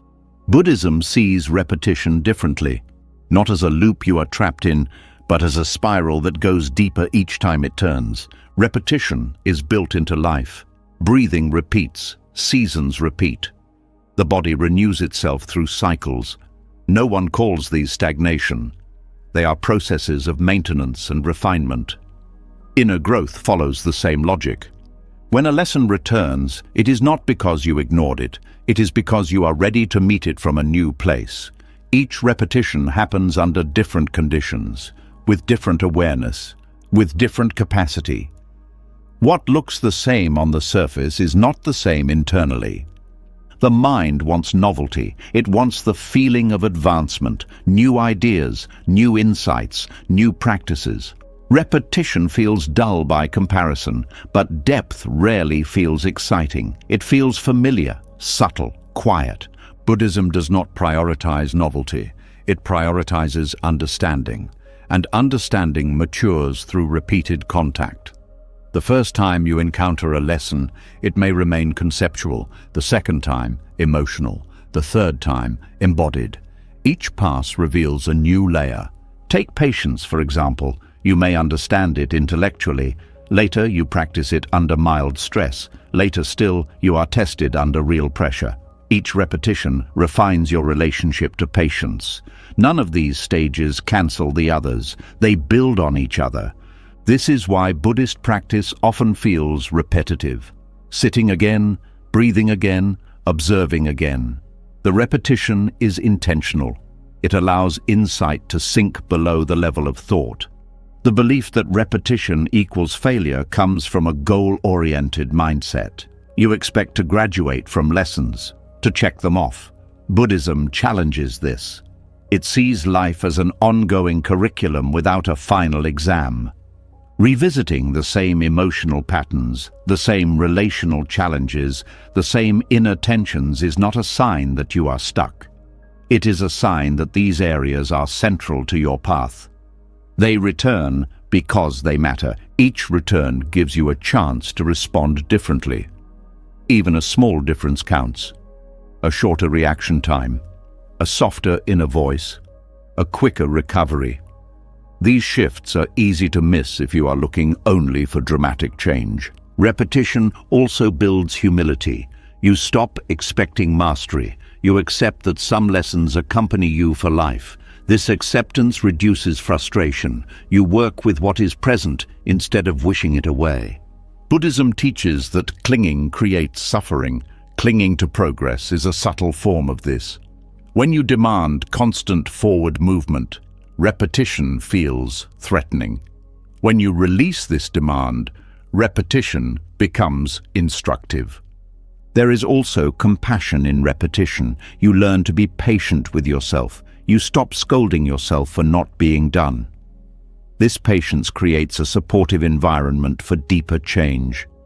Repetition reveals where understanding is still partial. You may think you have forgiven someone until a similar situation arises and resentment returns. This does not mean forgiveness failed. It means it was incomplete. The return offers an opportunity to deepen it. In this way, repetition is diagnostic. It shows you where work remains, not as criticism, but as guidance. Buddhist teachings often emphasize practice over insight. Insight can be sudden, practice is repetitive. Practice integrates insight into daily life. Without repetition, insight remains abstract. Repetition also trains the nervous system. Calm responses are learned through repeated exposure. You cannot think your way into stability. You must experience it again and again until it becomes familiar. This is why old fears may resurface even after understanding their origins. The body learns through repetition, not explanation. Each time you stay present with fear without fleeing, the body learns safety. The same is true for compassion. Feeling compassion once does not make it stable. Practicing it repeatedly does. Each encounter strengthens the capacity. Repetition also dissolves pride. You stop believing that awareness exempts you from difficulty. You remain grounded. This grounding keeps practice honest. Many people abandon paths because they feel bored. They mistake boredom for stagnation. But boredom often arises when the mind no longer receives stimulation. Beneath boredom, something deeper is happening. When novelty fades, you are left with what is essential. Repetition strips away distraction. It forces you to meet the same material without the excitement of discovery. This meeting is uncomfortable, but it is where real work happens. Buddhism calls this the long path. Not dramatic, not glamorous, steady, reliable. Repetition also builds trust. You see that even when lessons return, you are not undone. You handle them better. You recover faster. This trust reduces fear of recurrence. Fear often drives the desire to move on quickly. You want to escape discomfort permanently. Buddhism shows that escape is not required. Familiarity reduces threat. When a lesson becomes familiar, it loses power. Not because it disappears, but because it no longer overwhelms. This familiarity is earned through repetition. Repetition also reveals impermanence.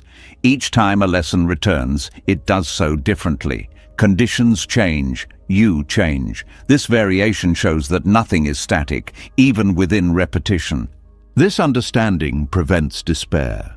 You stop telling yourself that nothing ever changes. You see subtle evolution. Buddhist practice often uses the same teachings repeatedly, not because there is nothing new to say, but because each hearing lands differently. A teaching heard 10 years later is not the same teaching. Your life is the same themes return because you are different each time. Repetition also allows compassion to deepen. You recognize how long it takes to change. You extend this patience to others. You stop expecting quick resolutions. This patience reduces conflict. You meet others where they are, not where you think they should be. You recognize repetition in them as well. The Dharma of repetition also teaches commitment. You continue even when it feels ordinary. This commitment builds resilience. Repetition is where discipline becomes devotion, not forced, but chosen. You return because you trust the process. Buddhism does not promise novelty, it promises depth. Depth is not achieved by constant change, it is achieved by staying. Staying with the same practice, staying with the same questions, staying with the same challenges. Each stay refines perception. You notice subtler details. You respond with greater sensitivity. Over time, repetition becomes comforting. The familiar lesson no longer triggers despair. It signals an opportunity to deepen. This shift changes your relationship to difficulty. You stop asking why this again. You start asking how this now. The now matters. Each repetition is unique in time. Treating it as identical to the past obscures this uniqueness. Repetition also reduces urgency. You stop racing to finish. You accept that some lessons unfold over decades. This acceptance brings peace. Buddhism honors slow ripening. It does not rush insight. It allows wisdom to mature naturally. The mind often wants closure. Repetition resists closure. It keeps the path open. This openness is not failure. It is freedom from finality. Revisiting lessons also builds compassion for your earlier selves. You see how far you have come, even if the lesson remains. You stop dismissing past effort. This compassion integrates your history rather than rejecting it. The Dharma of repetition teaches you how to live without demanding resolution. You learn to coexist with ongoing learning. This coexistence is stability, not the absence of challenge, but the ability to meet it repeatedly without collapse. Repetition also reveals what truly matters. Superficial concerns fade. Core lessons remain. These core lessons shape character. Character is not built through novelty, it is built through repetition. Each time you choose awareness over reaction, you reinforce a direction. This reinforcement accumulates. Eventually, repetition transforms into embodiment. The lesson no longer feels like a lesson, it feels like a way of being. This embodiment is quiet. It does not announce itself. It is lived. The repetition that once frustrated you becomes the ground of trust. You know you can meet what arises. You stop fearing return. You stop measuring progress by disappearance. You measure it by depth. And depth reveals itself not through change of content, but through change of relationship. The same lessons return, but they no longer define you. They refine you. This is the Dharma of repetition, not stagnation, deepening. You are not stuck. You are learning how to stay, and in staying, you continue becoming. You are not broken. You are becoming. As repetition becomes familiar rather than discouraging, another quiet realization begins to form. The harder you tried to change before, the slower things seemed to move. The moments of real shift did not come from effort alone. They came when you stopped fighting.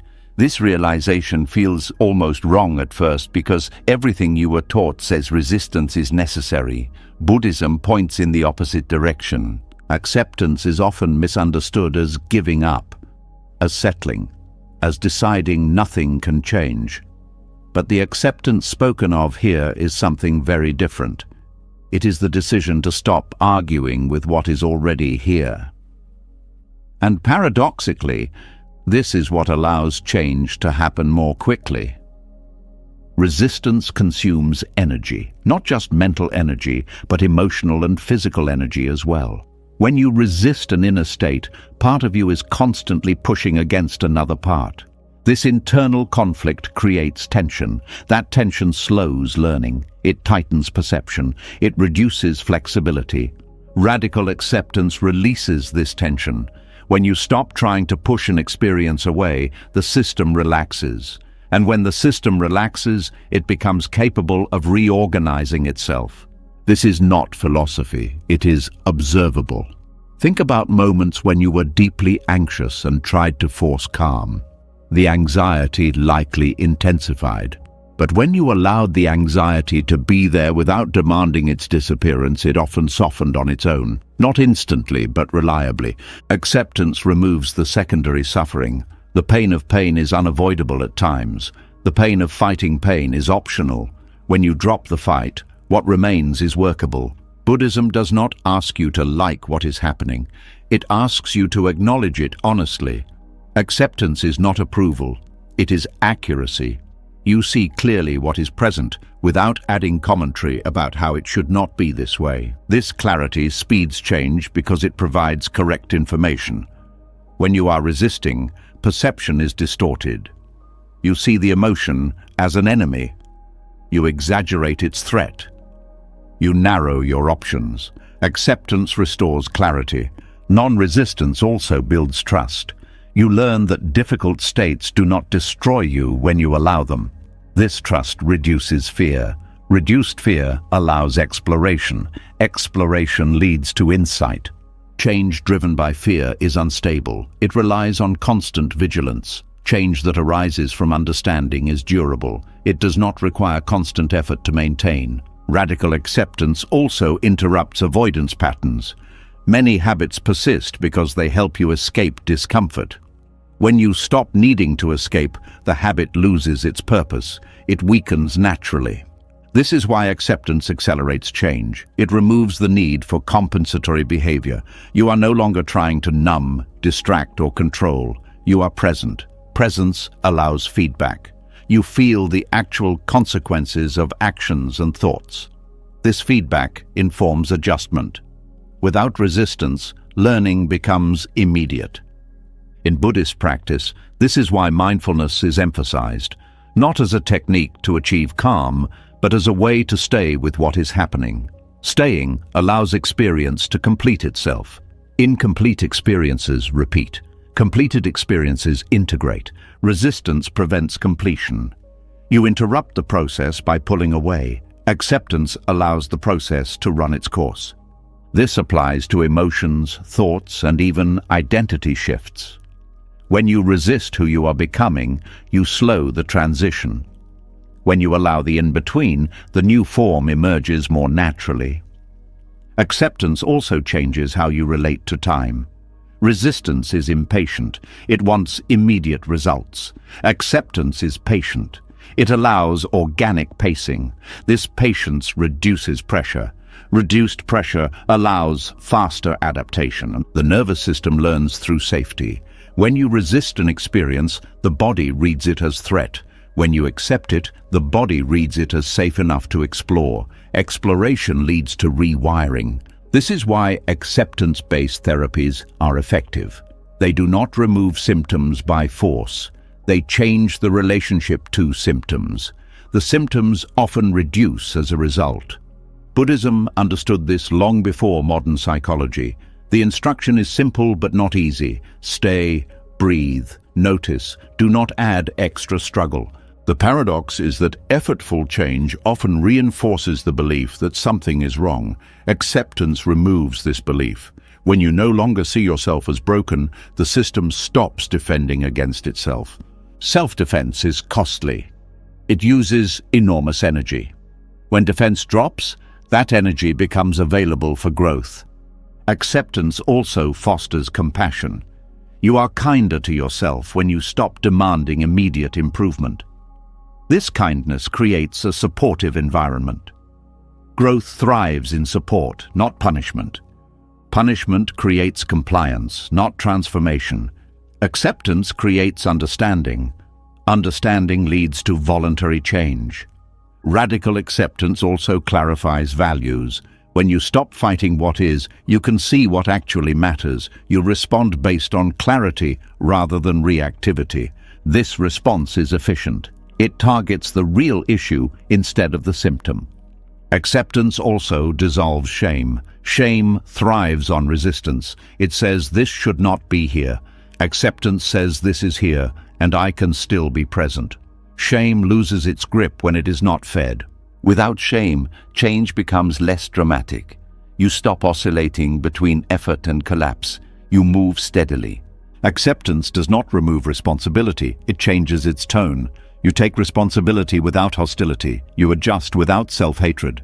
This tone matters. A hostile system resists learning. A supportive system adapts quickly. Radical acceptance also improves resilience. When you accept that difficulty will arise, you stop being shocked by it. You recover faster. You do not spiral. This faster recovery is a form of accelerated change. You spend less time stuck. You return to balance more quickly. Acceptance also sharpens discernment. You stop reacting blindly. You can choose where to apply effort. Effort becomes targeted rather than scattered. This targeting makes effort effective. You are no longer exhausting yourself fighting everything. You focus on what can actually change. In Buddhist terms, acceptance aligns you with reality. Fighting reality is exhausting. Aligning with it conserves energy. Energy conserved becomes energy available for insight. Acceptance also teaches humility. You accept limits. You accept timing. This humility prevents burnout. You stay in the process longer. Longer engagement leads to deeper change. Radical acceptance also reduces inner fragmentation. You stop rejecting parts of yourself. Integration increases. Integrated systems function better. Functioning improves without force. This is why acceptance is not passive. It is deeply active. It is the willingness to meet reality fully. When you meet reality fully, you receive accurate data. Accurate data leads to intelligent adaptation. Resistance blocks data. Acceptance opens it. Acceptance also changes motivation. You are no longer driven by fear of being wrong. You are guided by interest in what is true. Truth motivates naturally. It does not need pressure. This natural motivation sustains effort over time. Acceptance also creates emotional bandwidth. You are less overwhelmed. You can handle complexity. This capacity supports mature change. Mature change is not dramatic. It is consistent. Radical acceptance also allows grief. You grieve what is without rushing to replace it. This grief completes itself. Uncompleted grief repeats. Completion through acceptance prevents repetition. Acceptance also respects timing. Some changes require waiting. Forcing them early creates instability. Allowing them ripen creates stability. Stability allows further change.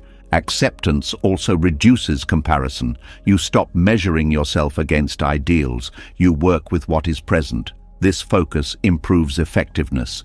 Working with reality is faster than working against it. Acceptance also reduces cognitive load. You stop arguing internally.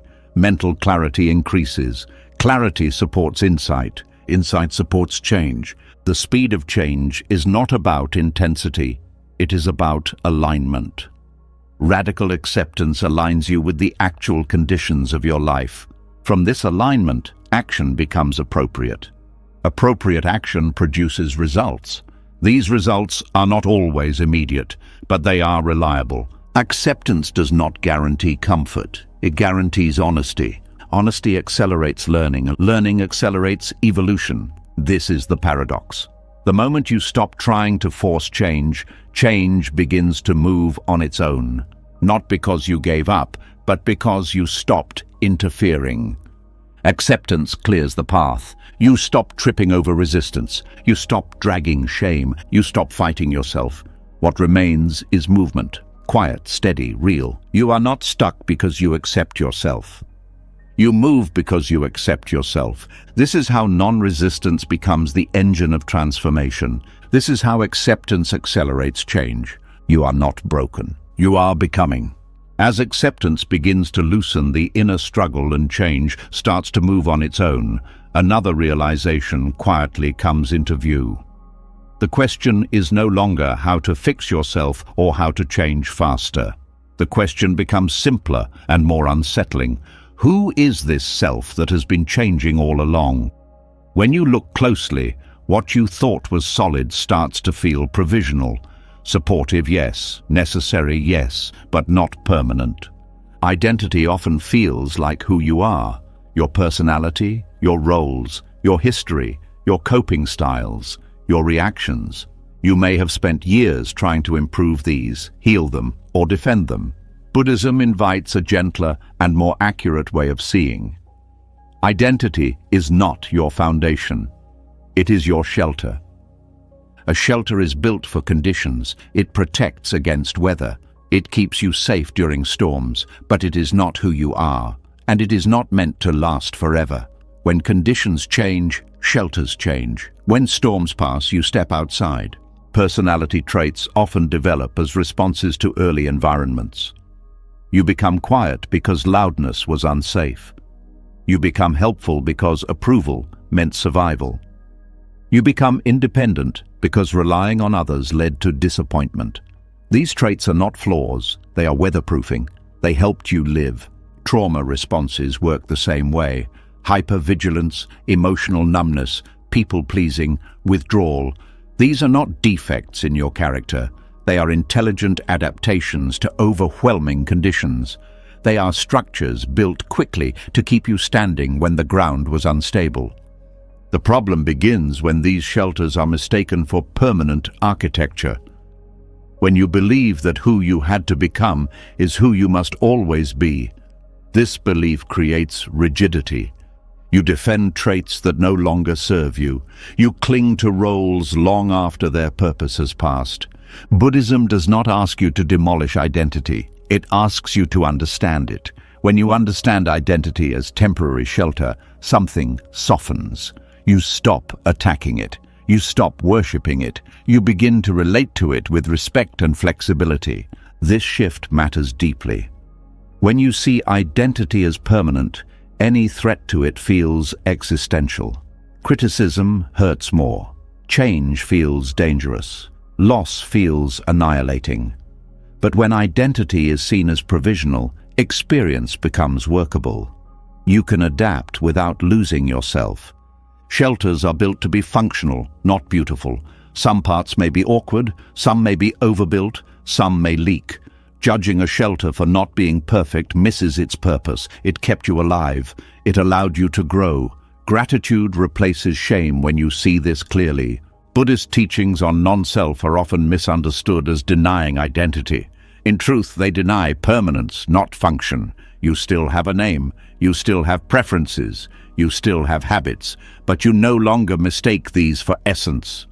Essence in Buddhism is not a thing. It is awareness itself, that which knows experience. Shelters exist within awareness. They are not awareness. When awareness identifies completely with shelter, fear arises. Fear of collapse. Fear of exposure. Fear of weather returning. This fear keeps shelters rigid. It prevents renovation. Acceptance allows renovation. You do not tear down the shelter in a storm. You wait. You notice which walls are no longer needed, which supports are too heavy, which doors need opening. Identity changes naturally when safety increases. When the nervous system learns that danger has passed, defenses relax. This relaxation is not forced. It is biological, psychological, somatic. Many people try to force identity change by adopting new labels: healed, awakened, strong. This is another shelter, sometimes helpful, sometimes limiting. Buddhism encourages you not to settle too quickly into new structures. Roles also function as shelters, being the responsible one, the funny one, the broken one, the strong one. Roles organize relationships. They make interactions predictable, but when roles harden, they limit expression. You stop being able to respond freshly. Seeing roles as temporary allows play. You can step into them when useful and step out when they restrict. This flexibility reduces resentment. You are no longer trapped by expectations, including your own. Trauma responses deserve particular care. When people try to eliminate them aggressively, they often re-traumatize themselves. Buddhism encourages respect. These responses protected you when you needed them. They may still be protecting you in subtle ways. Healing does not mean erasing these responses. It means updating them, letting them know the conditions have changed. This update happens through experience, not argument. When you feel safe enough to soften, identity shifts on its own. You may find yourself reacting differently without effort, less guarded, less reactive, more spontaneous. This is not because you fixed yourself, it is because the shelter is no longer under constant threat. Seeing identity as shelter also reduces comparison. Shelters differ because storms differ. Judging yourself against someone with a different history makes no sense. Your structure reflects your weather. This understanding brings compassion toward yourself, toward others.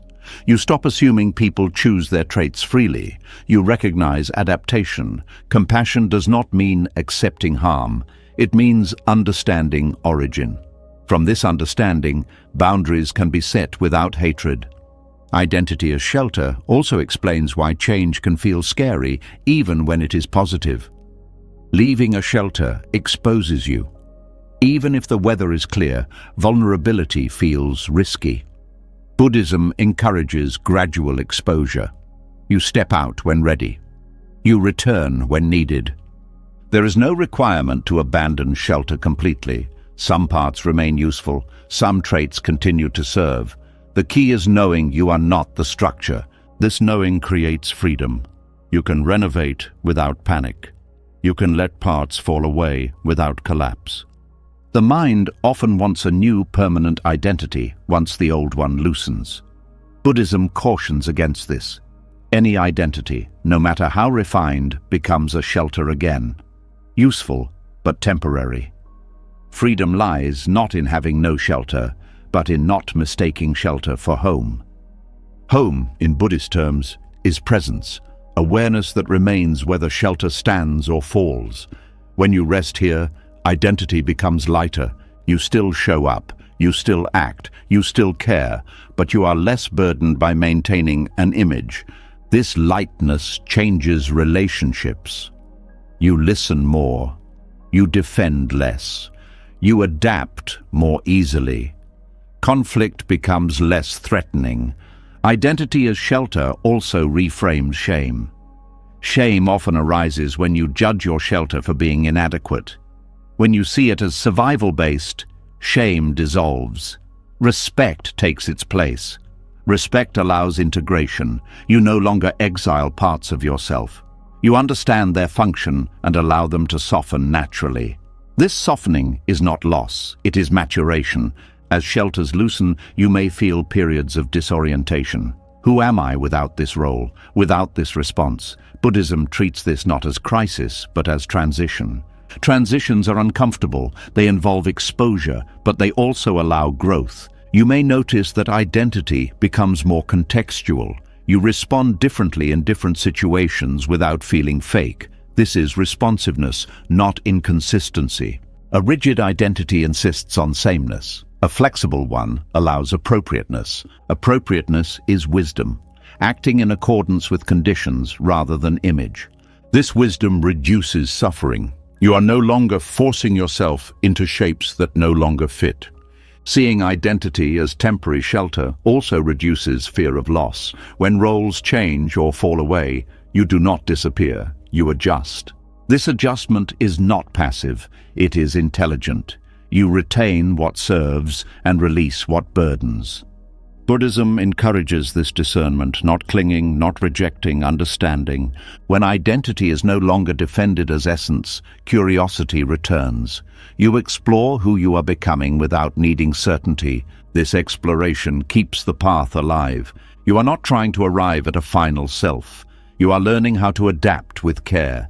Shelters will continue to be built and dismantled throughout life. New storms arise, new needs appear. This is natural. Suffering comes from believing the current shelter is permanent, or that you are the shelter. Freedom comes from knowing you are the one who can build, inhabit, and leave shelters as needed.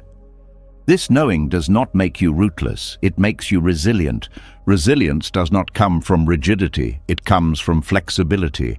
Identity as temporary shelter teaches this flexibility deeply. You stop asking, "Who am I really?" and start asking, "What is needed now?"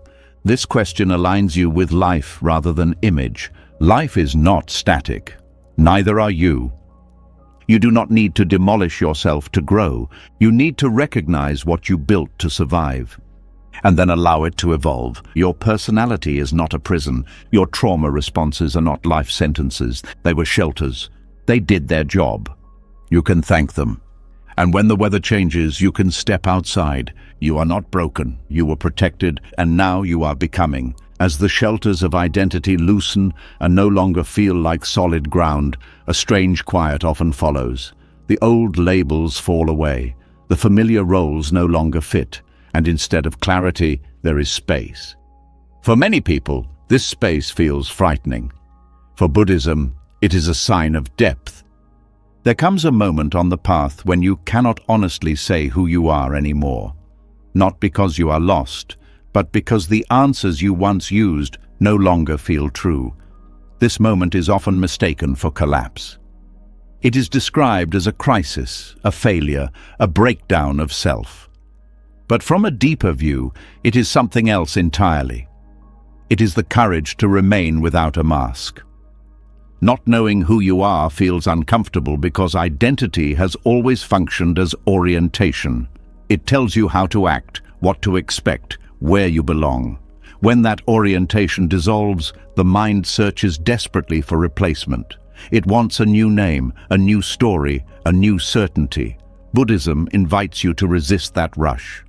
This resistance takes courage, not the loud kind, but the quiet kind. The courage to stay present without definition, to allow the sense of self to remain open rather than rushing to close it again. In many cultures, identity loss is treated as pathology. You are expected to know who you are at all times, to have a coherent narrative, to present consistency. Spiritual maturity challenges this expectation.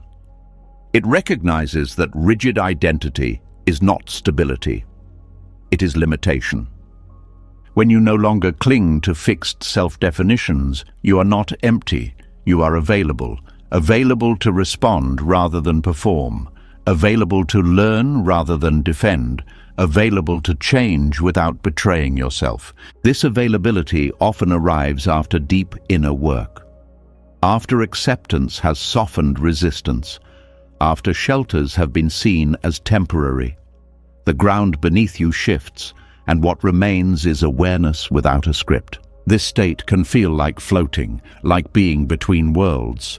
The old self is gone, the new one not yet formed. The mind calls this danger. Buddhism calls it openness. Openness is uncomfortable because it removes certainty. You cannot predict yourself as easily. You cannot rely on habitual reactions. But this unpredictability is not chaos. It is responsiveness. Responsiveness is a sign of maturity. A mature system does not rely on rigid rules. It responds to conditions. When identity loosens, responsiveness increases.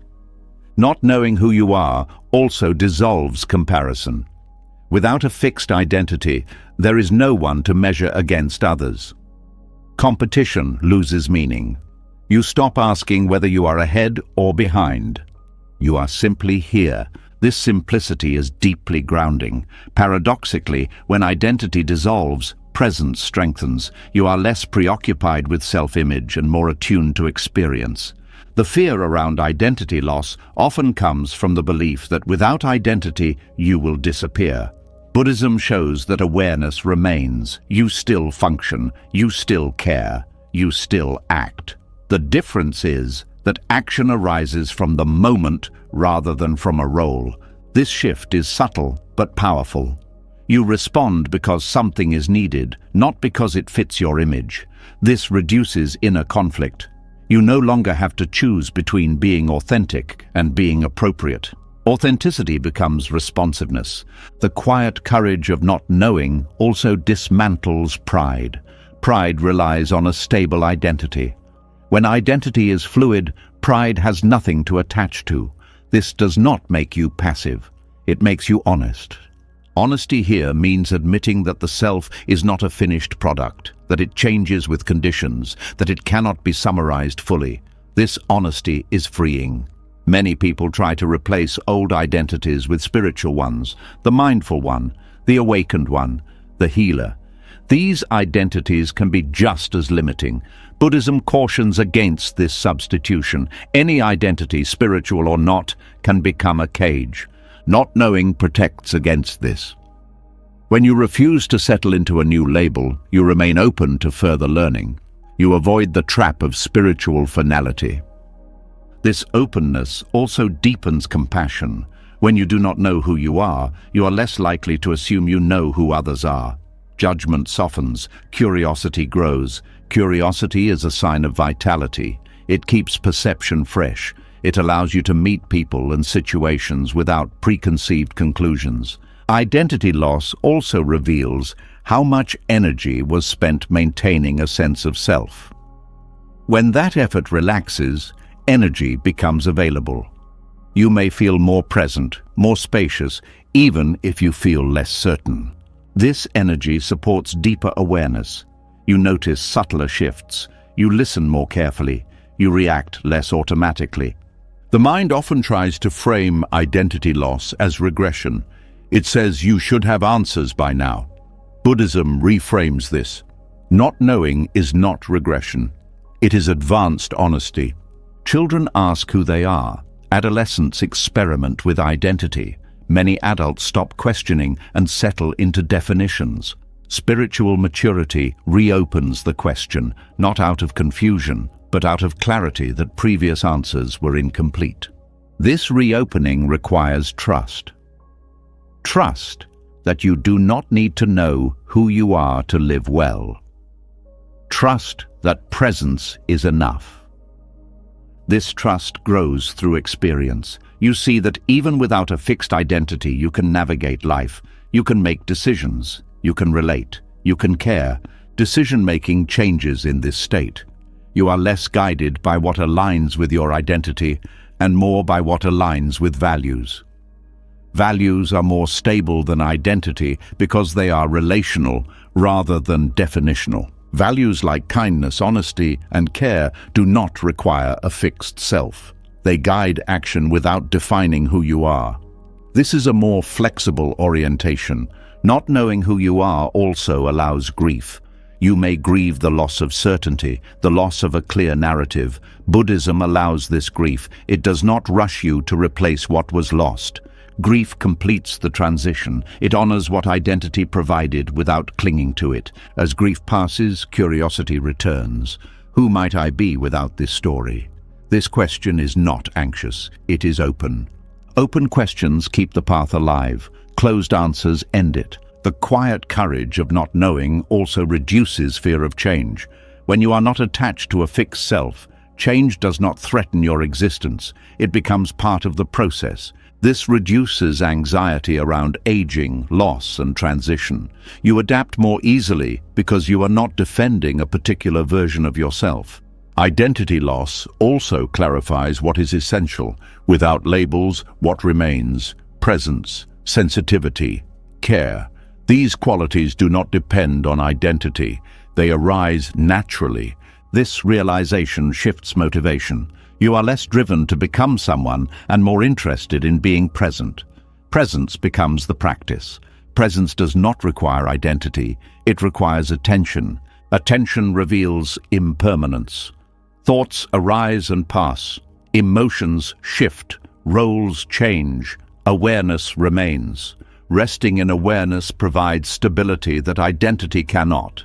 Identity changes. Awareness observes. This observation is not detached, it is intimate. You feel fully without being defined.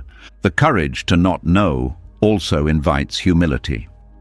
You accept that you do not have the final word on yourself. This humility keeps learning active. Learning without identity is less defensive. You can receive feedback without feeling attacked. You can adjust without losing face. This adaptability improves relationships. You are less reactive, more responsive, more present. Not knowing also reduces inner conflict. When you are not trying to live up to an image, you stop arguing with yourself. Decisions feel simpler. You act based on what feels true now. This simplicity is not simplistic. It is grounded. The mind may still crave definition at times. This is natural. Buddhism does not demand permanent openness. It allows movement between shelter and exposure. Sometimes you need identity, sometimes you need openness. Maturity is knowing when to use which. The quiet courage lies in not panicking when identity loosens, in trusting the process, in staying present. Many people retreat at this stage. They rebuild identity quickly to escape discomfort. Buddhism encourages patience. The discomfort is temporary. The openness is valuable. This openness allows deeper insight. You see how identity was constructed, how it was reinforced. This insight prevents future rigidity. You become skilled at holding identity lightly. You can step into roles when needed and step out when not. This flexibility is freedom. Freedom does not mean having no self. It means not being trapped by one. The quiet courage of not knowing who you are is a form of trust. Trust in awareness, trust in life, trust in process. This trust is not naive. It is informed by experience. You have seen that clinging creates suffering. You choose openness instead. Openness feels risky because it removes guarantees, but it also removes prisons. When you stop demanding an answer to who you are, you gain access to how you are, how you show up, how you respond. How becomes more important than who, how you listen, how you speak, how you act. These are alive in the moment. They do not require a label. This shift marks maturity. Not because you have transcended selfhood, but because you have learned not to cling to it. The quiet courage of not knowing is not emptiness, it is spaciousness. In this space, growth continues naturally. You do not force direction. Direction emerges. You are no longer driven by identity, you are guided by presence. This guidance is subtle, it does not shout, it whispers through attention. And as you learn to listen, the need to know who you are fades. You do not disappear, you become available to life as it is. This availability is strength. This is not crisis, this is clarity without conclusion. You are not lost, you are open, and in that openness, becoming continues. You are not broken, you are becoming. As the need to define yourself loosens and the courage to remain open grows, another question quietly rises. If you are no longer clinging to who you are, why does pain still appear? Why does suffering remain, even when awareness has deepened and understanding has matured? The answer is not what most people expect. It is not that something is wrong, it is that something is still forming. Suffering is usually treated as a problem to solve or a flaw to eliminate. Buddhism offers a more unsettling and more compassionate view. Some suffering exists not because you lack strength, wisdom, or insight, but because compassion has not yet completed its work.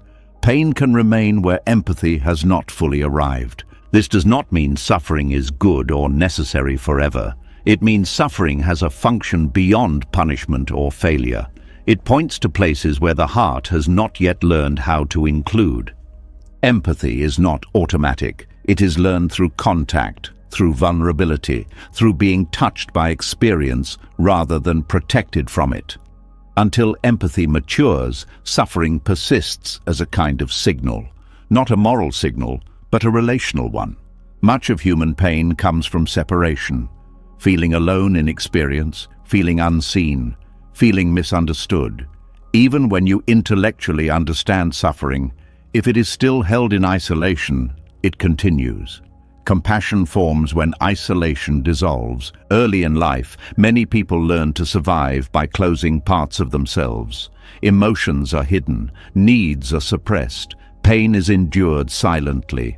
These strategies work for survival, but they interrupt the development of empathy toward oneself. Without self-empathy, pain becomes harsh and overwhelming. Buddhism teaches that compassion begins inwardly. Not as indulgence, but as recognition. When pain is met with curiosity instead of rejection, empathy starts to grow. Until that happens, suffering remains sharp. This is why insight alone does not end suffering. You may understand impermanence, non-self, and acceptance, yet still feel pain deeply. Understanding prepares the ground. Empathy completes the work. Unfinished compassion often shows up as self-criticism. You judge your pain instead of meeting it.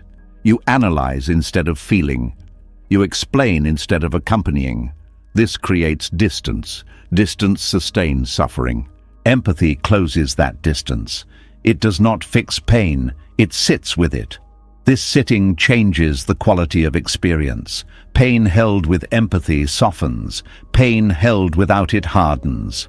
Many people mistake empathy for agreement or weakness. Buddhism does not. Empathy is strength. It requires presence. It requires staying with discomfort without turning away. Suffering persists where presence has not yet been possible, where the heart still protects itself by distancing. This protection is understandable. It formed to keep you functioning, but over time, it becomes limiting.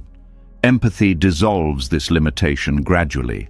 You learn to stay present with your own pain, the way you might stay present with someone you love. You do not rush. You do not judge. You do not demand resolution. This practice feels unfamiliar because most people were not taught to meet pain this way.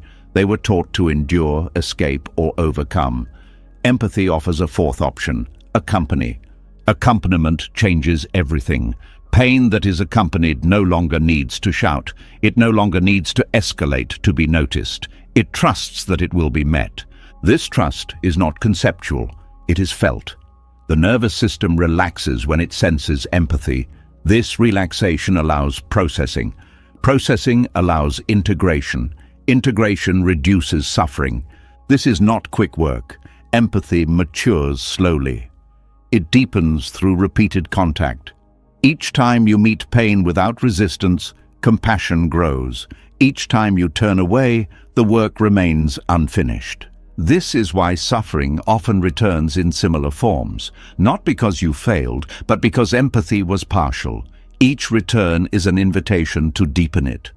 Buddhism understands compassion as wisdom in action, not sentimental kindness, but clear seeing that includes feeling. Wisdom without compassion becomes cold. Compassion without wisdom becomes overwhelmed. Suffering arises when these are out of balance. Unfinished compassion also explains why some people carry pain that does not seem to belong to the present moment. Old grief, old fear, old shame. These emotions were not fully met when they arose. They wait. They wait not for explanation, but for empathy. For someone finally to stay. This someone is often you. Developing empathy for your own suffering is not selfish. It is foundational. When you learn how to stay with your pain without abandoning yourself, you develop the capacity to stay with others. This is why compassion for all beings often arises after personal struggle, not before. Before suffering, empathy is abstract. After suffering, it is embodied. Buddhism calls this the cracking open of the heart. Not dramatic, not poetic, practical. The heart becomes more permeable because it has been touched. Suffering that has been met with empathy becomes wisdom. Not because it disappears, but because it teaches you how to relate. Suffering that has not been met becomes bitterness or numbness. This is a crucial distinction. Two people can experience similar pain. One becomes closed, the other becomes compassionate. The difference is not strength, it is whether empathy was allowed to form. Empathy also has layers. You may feel empathy for yourself intellectually, but not emotionally. You may allow some feelings, but not others. Suffering persists in the places still excluded. Buddhism encourages total inclusion, not indulgence, but honesty. Every emotion deserves presence. None deserve exile. Exiled emotions create suffering because they operate in isolation. Included emotions integrate. This inclusion does not mean being overwhelmed, it means being available. Availability builds capacity over time. Empathy also transforms how you see others suffering. You stop judging, you stop comparing, you recognize pain regardless of its source. This recognition softens your responses. The world feels less hostile when empathy matures. Not because harm disappears, but because you no longer face it alone.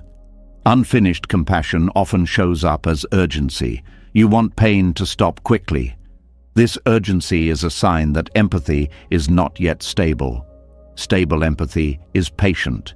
It does not rush. Patience is not passive. It is attentive. It stays. This staying is what suffering has been waiting for. When you finally stay, something shifts. Not dramatically, quietly.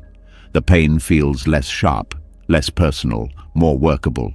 This does not mean life becomes easy. It means life becomes shared. Shared pain is lighter than isolated pain.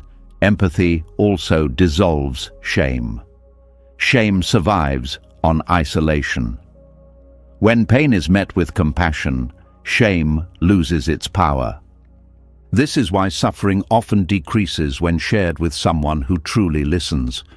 Buddhism teaches you to become that listener for yourself.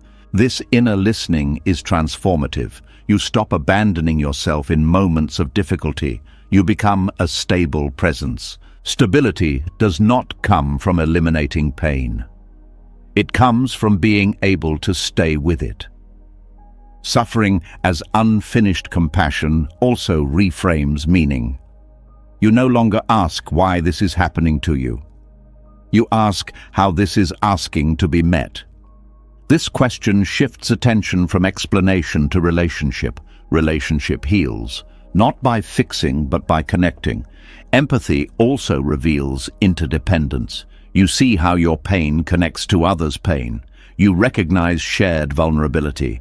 This recognition deepens care. Care that arises from empathy is not forced. It is natural. This natural care extends outward. You respond differently to others, more gently, more patiently, more realistically. Your suffering becomes a teacher, not because it was good, but because it showed you how much empathy matters. When empathy matures, suffering changes form. It may still arise, but it does not dominate. It passes through a field of care rather than a field of resistance. This field of care is compassion. Compassion does not erase pain, it transforms the relationship to it. This transformation is the beginning of liberation, not liberation from experience, but liberation within experience. The Buddha taught that suffering ends when ignorance ends. Ignorance here does not mean lack of knowledge, it means lack of intimacy, lack of empathy. When intimacy forms, suffering no longer stands alone. This is why some pain persists until empathy arrives, not because you deserve it, not because you failed, but because compassion was still learning how to hold it. You are not meant to conquer your pain, and you are meant to meet it. When you do, suffering fulfills its function and begins to soften. Not because it was solved, but because it was finally understood. This understanding is not intellectual, it is relational.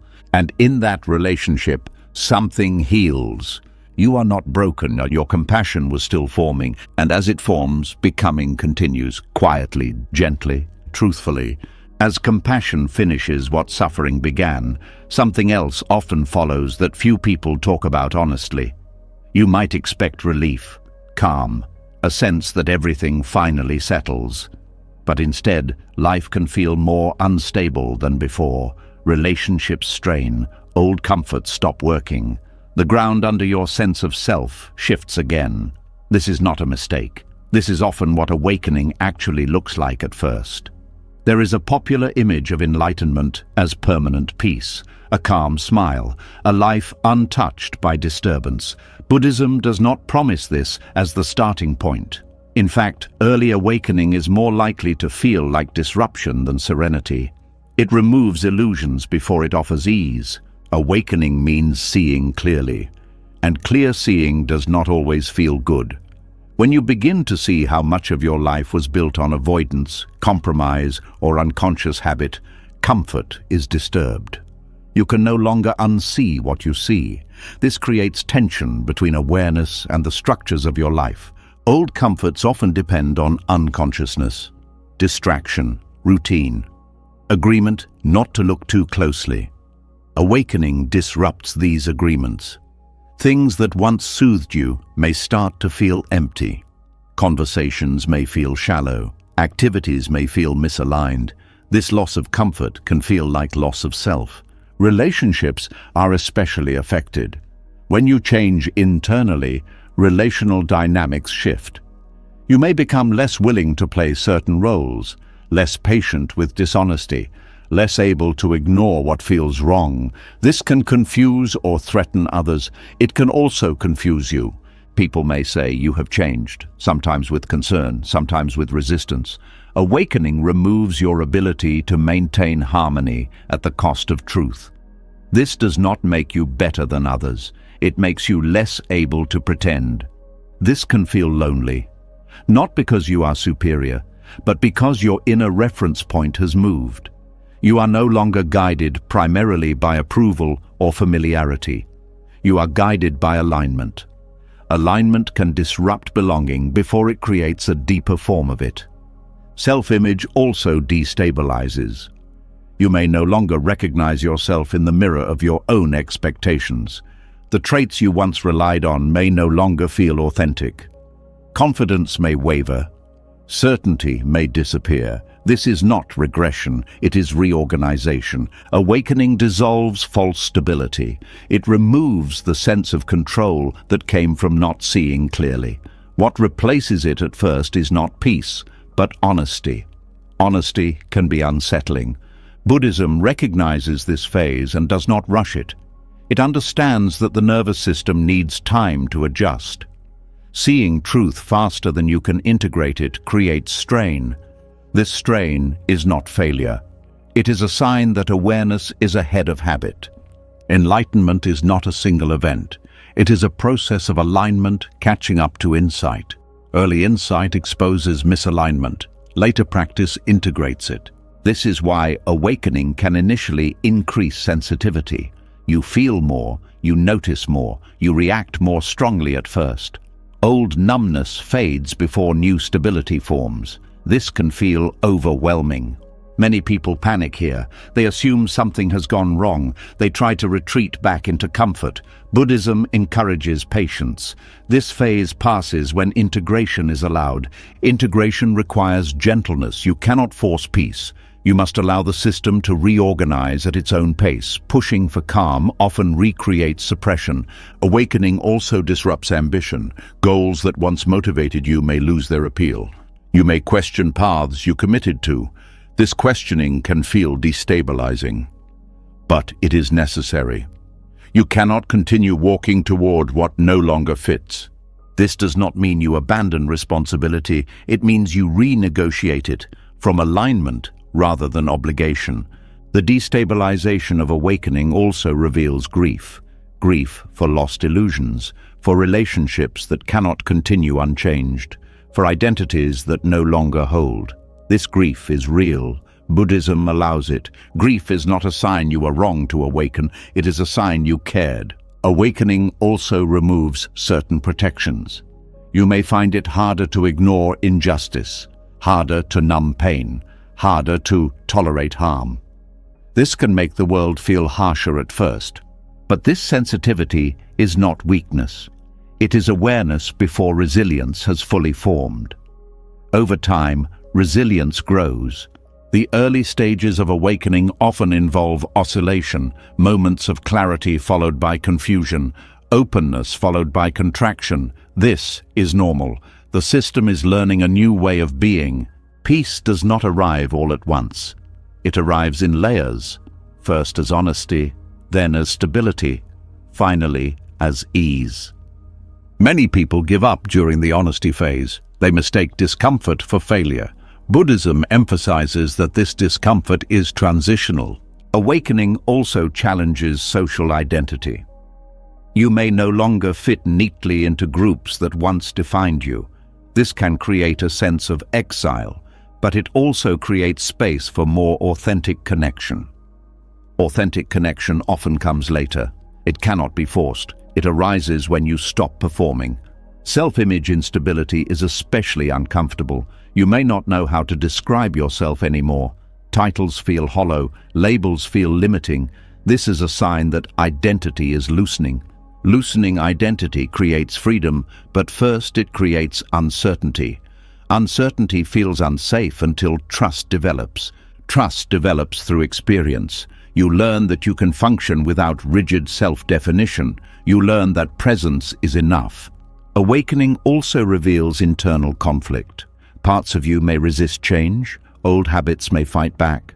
This inner tension can feel chaotic. Buddhism does not interpret this as backsliding. It sees it as negotiation. Old patterns do not disappear instantly. They need reassurance.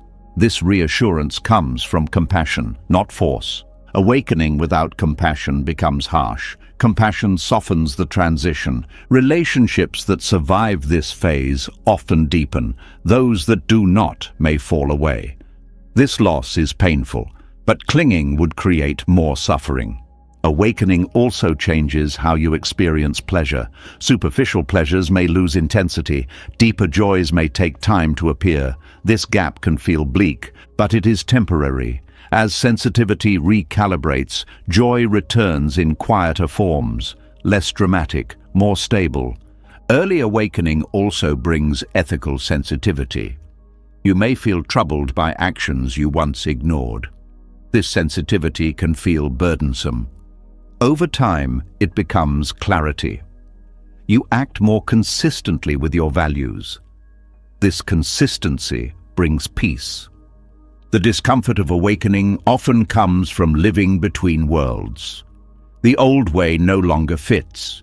The new way is not yet embodied. This in-between is uncomfortable. Buddhism honors this liminal space. It does not rush you through it. Awakening also removes excuses. You see more clearly where choice exists. This can feel heavy. Responsibility increases. But responsibility here is not blame. It is responsiveness. You respond because you see. Seeing deeply is tiring at first. You may need more rest, more solitude. This is not withdrawal. It is integration. Integration takes time. Awakening unfolds at different speeds for different people. Comparison here is unhelpful. Peace that comes too quickly is often suppression. Real peace is earned through honesty and integration. The early destabilization of awakening is a sign that illusions are dissolving. Illusions once provided comfort. Without them, things feel raw. Rawness is temporary. It gives way to steadiness. Steadiness is not numbness. It is the ability to stay present without being overwhelmed.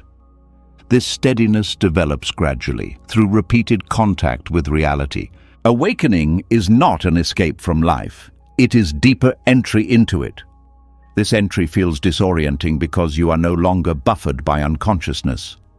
But what you gain is freedom from false stability. False stability eventually collapses anyway. Awakening allows collapse to happen consciously. This conscious collapse is less destructive. It makes room for rebuilding on truth. Rebuilding takes time. It is uneven. It requires patience. Buddhism emphasizes the long view. Awakening is not a finish line. It is a beginning. The peace people associate with enlightenment comes later. It is not imposed. It emerges. It emerges from living honestly. It emerges from allowing destabilization to do its work. It emerges from letting comfort be replaced by alignment. Alignment is quieter than comfort, but more stable. Awakening destabilizes because it removes what no longer belongs. What remains is real. Real life is not always peaceful, but it is workable. As awareness matures, peace becomes less dramatic and more reliable, not because nothing disturbs you, but because you are no longer disturbed by disturbance. This is not indifference, it is resilience. The early chaos of awakening is not a sign of failure.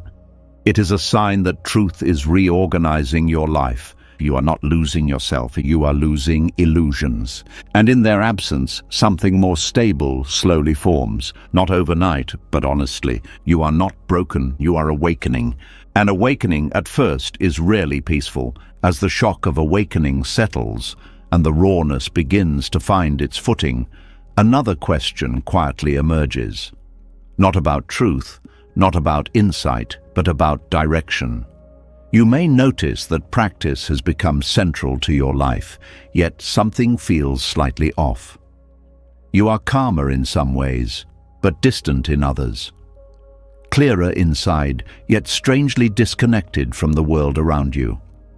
This is where a subtle line appears, and it matters more than it seems. Spiritual practice can heal, and it can also hide. The difference is not obvious at first. Both can look peaceful, both can sound wise, both can offer relief. Buddhism speaks directly to this tension through what it calls the middle way. Not as moderation in a shallow sense, but as a deep discernment between presence and avoidance. After awakening disrupts comfort and identity, it is natural to seek stability. Practice can provide that. Meditation, teachings, rituals, and silence can calm the nervous system and offer meaning. But when the ground is still shifting, There is a temptation to use these tools not to meet life, but to step away from it. Escaping does not always look dramatic. It can look serene. It can sound like acceptance. It can feel like transcendence. But beneath it, there is often a tightening, a narrowing of engagement, a subtle withdrawal from the messiness of human life. Healing moves toward life. Escaping moves away from it. The difference lies in contact. Healing increases your capacity to stay present with difficulty, complexity, and relationship. Escaping reduces contact under the banner of peace. You may feel less disturbed, but also less available. Buddhism never taught withdrawal from life as liberation. The Buddha himself returned to the world after awakening. He engaged, he taught, he listened. He dealt with conflict, illness, loss, and misunderstanding. Awakening did not remove him from life. It rooted him more deeply within it. The middle way is about balance, but not balance between extremes on the surface. It is balance between clarity and compassion, solitude and relationship, inner work and outer responsibility. When this balance tips too far in one direction, practice loses its grounding. One sign of escaping is using spiritual language to dismiss unresolved pain.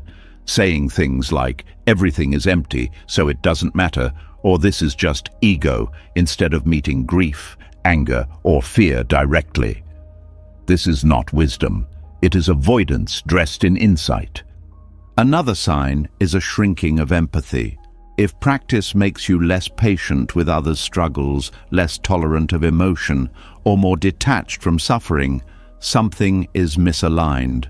True healing expands empathy even when it increases sensitivity. Escaping often arises from exhaustion.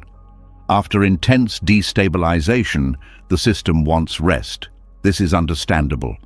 The problem arises when rest turns into withdrawal, and withdrawal turns into identity.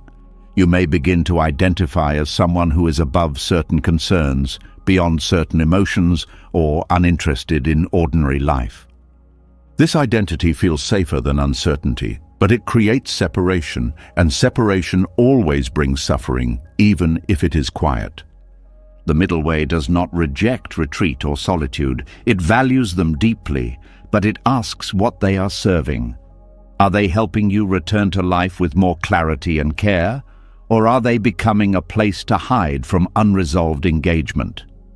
Healing often feels harder than escaping because it requires staying in conversation, staying in responsibility, staying in ambiguity.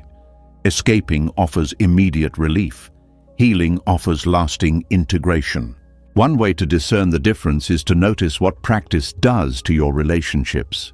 Healing practice makes relationships more honest, even if more challenging. Escaping practice makes relationships feel like interruptions.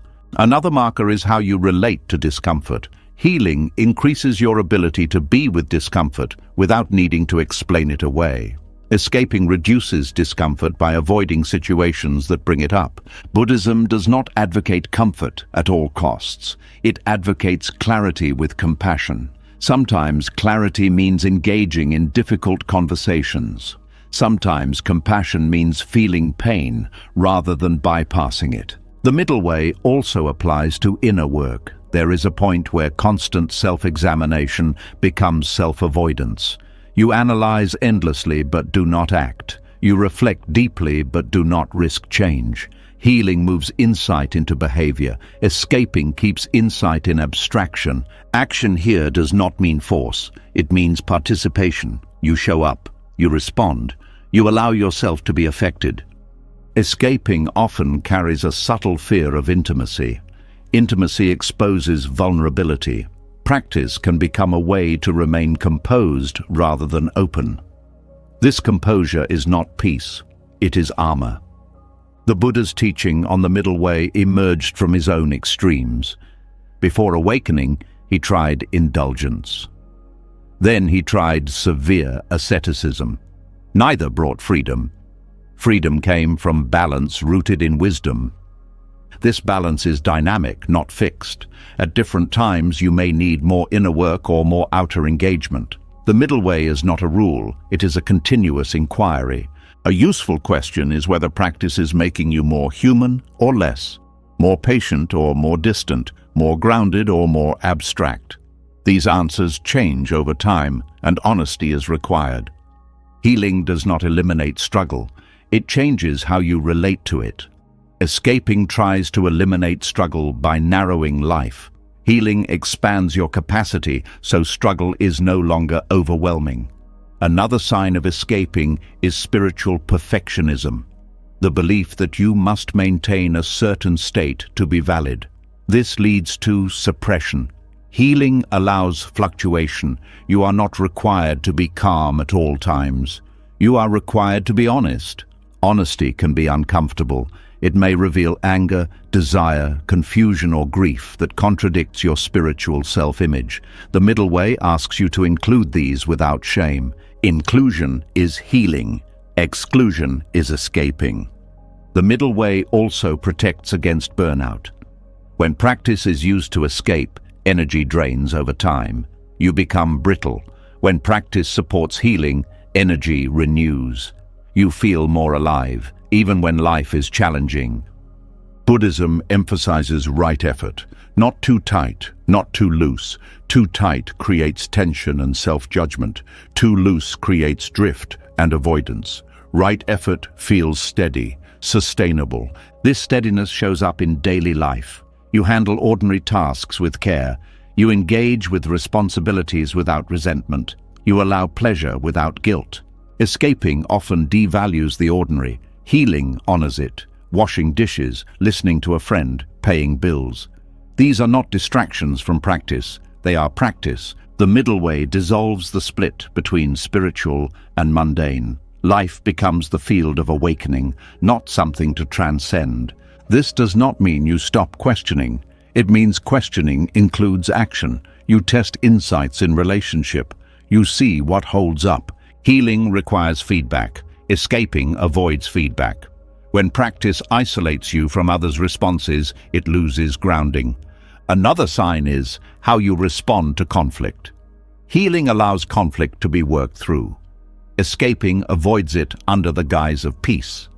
But unaddressed conflict does not disappear. It goes underground. The middle way encourages skillful engagement, speaking when needed, listening when needed, stepping back when needed. There is no single correct posture. This discernment develops over time. Mistakes are part of it. You may escape at times. You may over-engage at others. The path is forgiving. What matters is willingness to notice, to adjust, to return to balance. Healing practice leaves you more present in your body. Escaping often creates disconnection. You may feel spaced out, detached, or numb. Buddhism values embodiment. Awakening includes the body. The middle way integrates insight with sensation. You feel emotions fully. You inhabit your physical life. You do not float above it. This integration supports resilience. You can face difficulty without collapsing or withdrawing. Escaping often feels peaceful at first, but brittle. Healing may feel messy, but robust. The middle way also respects timing. You do not force engagement before you are ready. You do not hide indefinitely. You move in rhythm. This rhythm is personal. There is no template. Comparison is unhelpful.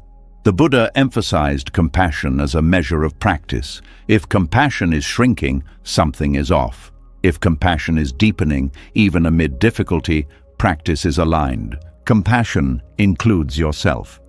You do not shame yourself for wanting relief. You simply notice how you seek it. Noticing is enough to shift direction. The middle way is not about doing everything perfectly. It is about staying oriented toward life rather than away from it. Healing is messy. It involves setbacks. Escaping avoids mess. The middle way stays. Staying does not mean enduring harm. It means remaining engaged where growth is possible. Over time, this engagement brings a quieter peace, not the peace of avoidance, but the peace of belonging to life as it is. When practice supports this belonging, it is healing. When it undermines it, it is escaping.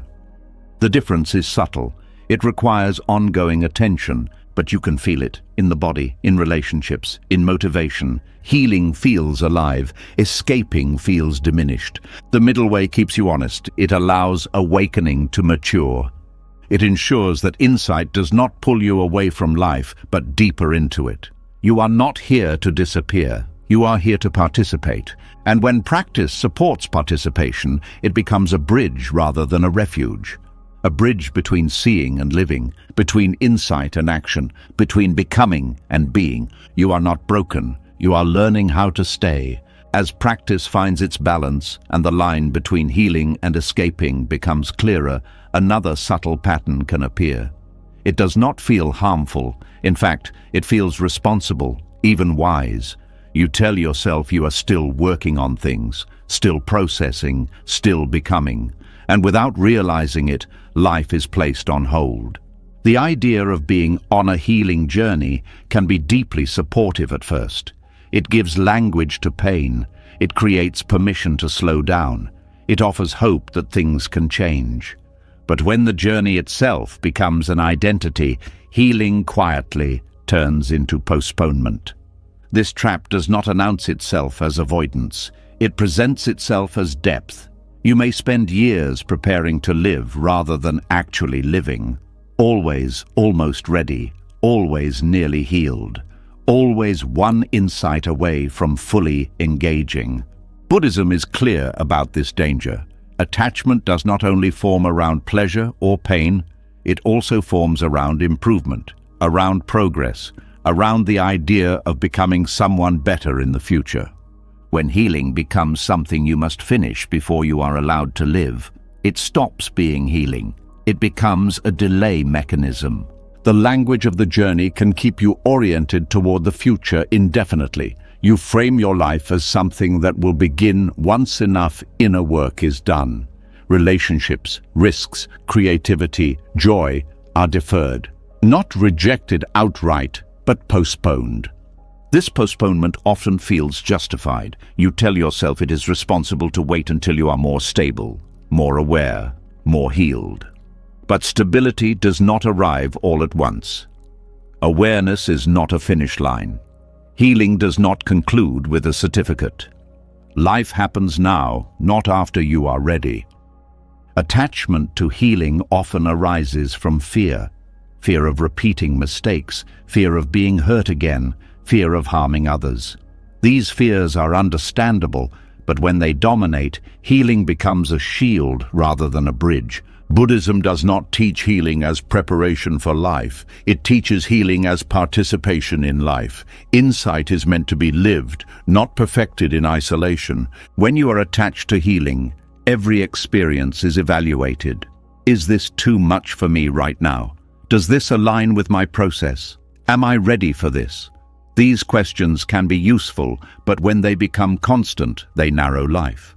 You begin to relate to yourself as fragile, as someone who must be protected from complexity. This belief reinforces itself. The less you engage, the more intimidating engagement feels. The journey identity also creates endless self-monitoring. You watch your reactions closely, not to learn, but to assess readiness. You track progress. You measure setbacks. Life becomes a project rather than an experience. Projects end. Life does not. This is where the trap tightens. You become very good at understanding yourself, but less practiced at living with others. You know your patterns, but you have fewer chances to respond differently in real situations. Growth becomes theoretical. Buddhism emphasizes embodied wisdom. Wisdom that shows up in action, in relationship, in difficulty. This kind of wisdom cannot develop fully in reflection alone. Attachment to healing also changes how you relate to pain. Pain becomes something that must be processed before you move forward. But some pain only resolves through movement, through action, through contact. Grief, for example, does not always dissolve through analysis. Sometimes it needs laughter, work, love, risk. Healing that excludes these becomes incomplete. The journey trap can also create a subtle superiority. You see yourself as someone doing the work, while others are asleep or unhealed. This separation is not intentional, but it isolates you. Isolation slows healing. Another sign of attachment to healing is when language replaces experience. You talk about boundaries, triggers, and integration, but avoid situations that would actually test them. This avoidance feels wise, but it keeps skills unpracticed. Buddhism values practice in the midst of life, not as exposure therapy, but as integration. You learn by engaging, not by waiting for perfect readiness. Healing as identity often resists endings. You are always in process, always unfolding. This sounds open-ended, but it can become a way to avoid commitment. If you are always becoming, you never fully arrive anywhere. Arrival does not mean completion. It means presence. You show up even when unfinished. Life does not ask you to be healed. It asks you to be here. Attachment to healing can also distort time. The past becomes a constant reference point. You organize your present around what happened before. This can be necessary for a while, but eventually it keeps you anchored backward. Buddhism encourages learning from the past without living inside it. When healing becomes attachment, the past dominates. When healing becomes wisdom, the past informs but does not control. Another subtle trap is waiting for permission. You wait for an inner signal that says you are ready. But readiness often comes after action, not before it. Courage is built through movement, confidence through contact, not the other way around. This does not mean pushing yourself recklessly. It means noticing when caution has become a habit rather than a response to real danger. Attachment to healing often carries an unspoken belief that life is dangerous. That engagement will overwhelm you. Buddhism does not deny danger, but it teaches discernment. Not all discomfort is harm. Avoiding all discomfort in the name of healing prevents growth. The journey trap can also keep you focused inward excessively. Self-awareness is valuable, but when it becomes self-absorption, it narrows perspective. You lose touch with the larger world. Buddhism emphasizes interdependence. Healing happens in relationship, not in isolation. Service, contribution, and care for others are not distractions from healing. They are expressions of it. When you remain too focused on your own process, you may miss opportunities to connect, to help, to be helped. These opportunities often accelerate healing more than introspection. Attachment to healing can also create fear of joy. You may hesitate to enjoy life fully, worrying that joy is premature or distracting. This hesitation keeps life muted. Joy is not a reward for healing. It is part of being alive. Buddhism does not teach postponement of life until suffering ends. It teaches engagement with life as suffering and joy coexist. Another marker of the trap is rigidity around practices. You believe certain routines are necessary to maintain progress. Disruption feels threatening. This rigidity creates anxiety. True healing increases flexibility. You can adapt practices to circumstances. You are not dependent on them for stability. The journey trap also affects decision-making. You delay choices, waiting for more clarity, but clarity often emerges through commitment. You learn by choosing and adjusting. Avoiding choice in the name of healing can lead to stagnation. Buddhism teaches right action, action aligned with awareness. Not perfect action, responsive action. Attachment to healing also keeps you identified with woundedness. You see yourself primarily as someone recovering. This identity can become familiar and safe, even when it no longer reflects your reality. Letting go of the healing identity can feel like betrayal of your past pain. But it is not. It is honoring the work that has already been done. You are allowed to move on, even if some pain remains. The trap tightens when healing becomes endless preparation. You read, reflect, meditate, but avoid risk. Risk is where life unfolds. This does not mean ignoring limits. It means questioning whether limits are current or inherited. Buddhism values discernment over rules. Discernment asks what is appropriate now, not what was necessary then. Living does not require being fully healed. It requires being willing to learn through experience. Healing that delays living creates a false order, as if healing comes first, then life. In reality, they happen together. When you live while healing, healing stays grounded. When you heal without living, healing becomes abstract. Attachment to healing also increases pressure. You feel responsible for constant improvement. This pressure creates fatigue. Letting go of the journey identity allows rest. Not rest from life, but rest within life. Rest does not mean stopping growth. It means stopping the obsession with growth. Buddhism teaches non-attachment even to wholesome states. Healing is wholesome. Attachment to it creates suffering. Freedom comes from holding healing lightly. You care, but you do not cling. When you release the need to constantly be on a journey, you may feel exposed. Without the narrative of process, you face life directly. This exposure is vulnerable, but it is real. Reality is where wisdom functions. Living while unfinished is the practice. Showing up while imperfect. Loving while still learning. Acting while still uncertain. This is not recklessness, it is humility. Humility accepts that you will make mistakes, that you will learn as you go, that healing continues through living. The journey trap dissolves when you realize you do not need to arrive to begin. You are already here. Life is already happening. Healing is not something you complete so you can live. Healing is what happens when you live honestly. When you stop postponing, energy returns, curiosity returns, engagement returns. You do not abandon healing, you stop hiding behind it. You step into life with what you have, and what you have is enough to begin. You are not behind. You are not unready. You are alive, and living is not the reward for healing. Living is the ground where healing continues. You are not broken. You are becoming.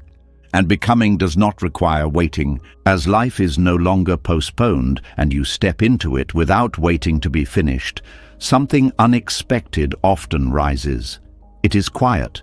It does not demand attention the way pain once did. It does not feel like failure, and yet it carries weight. It is the feeling of loss that comes not from falling apart, but from moving forward. When you become someone new, something old must be left behind. Not because it was wrong, but because it no longer fits. This leaving is rarely dramatic.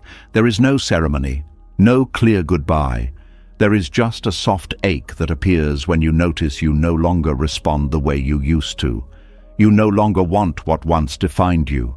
You no longer recognize certain versions of yourself. This ache is grief. Grief is usually associated with death, but this kind of grief is more subtle. It is the grief of identity change, the grief of outgrowing selves that once kept you safe, the grief of realizing that you cannot return to who you were even if you wanted to. Buddhism does not overlook this grief. It understands that becoming involves loss, even when the change is healthy, even when it is chosen, even when it brings relief. Growth is not only expansion, it is also relinquishment. Old selves were not illusions, they were real responses to real conditions. They carried you through confusion, danger, longing, and survival. They deserve respect. When they fall away, something inside you remembers what they did for you. Grief honors that memory. Many people try to skip this grief. They rush to identify with the new self, the healed self, the awakened self, the stronger self. But skipping grief creates fragmentation. The old selves do not disappear. They linger, unheard, creating tension beneath the surface. Mourning is not clinging. Mourning is acknowledging that something mattered, that it served a purpose, that it had a life of its own. Buddhism allows this acknowledgement without attachment. This is a delicate balance. You grieve without trying to go back. You remember without rebuilding. You thank without re-entering. The grief of becoming someone new often shows up unexpectedly. You may feel sadness without a clear reason, nostalgia for ways you once coped, tenderness toward versions of yourself you once criticized. This sadness does not mean you made the wrong choice. It means you are integrating change. Integration requires time. You cannot move forward fully while parts of you are still unacknowledged. Grief completes transitions. It allows the nervous system to register that a chapter has closed. Without grief, you may carry unconscious loyalty to the past. You may sabotage new ways of being out of respect for old ones. Mourning frees you from this conflict. Buddhism teaches impermanence, not as detachment from feeling, but as intimacy with change. Everything that arises passes, including selves, including identities, including coping strategies. Feeling the passing is part of wisdom. This grief is subtle because society does not recognize it. There are no rituals for becoming different, no shared language for outgrowing identities. You may feel alone in it. Buddhism offers companionship here. It names this experience as part of the path. The grief of becoming is also mixed with relief. You may feel lighter and sad at the same time. This complexity can be confusing. The mind wants clarity. The heart holds contradiction. Holding contradiction is maturity. You do not need to resolve it. You allow joy and sorrow to coexist. This coexistence deepens compassion. Old selves often formed around pain. Letting them go can feel like betraying that pain. As if moving forward means minimizing what you endured. Grief reassures you that nothing is erased. Your story is not denied, it is honored. Mourning also allows forgiveness. You forgive yourself for what you did not know, for choices made under pressure, for ways you coped that you no longer need. This forgiveness is gentle. It does not require justification. Without grief, self-forgiveness remains shallow. With grief, it becomes embodied. You feel the weight of what was carried. You feel the relief of putting it down. Buddhism does not rush this process. It understands that change happens faster than integration. Insight can outpace the heart. Grief allows the heart to catch up. You may notice resistance to grief, a belief that sadness means weakness, or that moving forward should feel only positive. This belief creates inner pressure.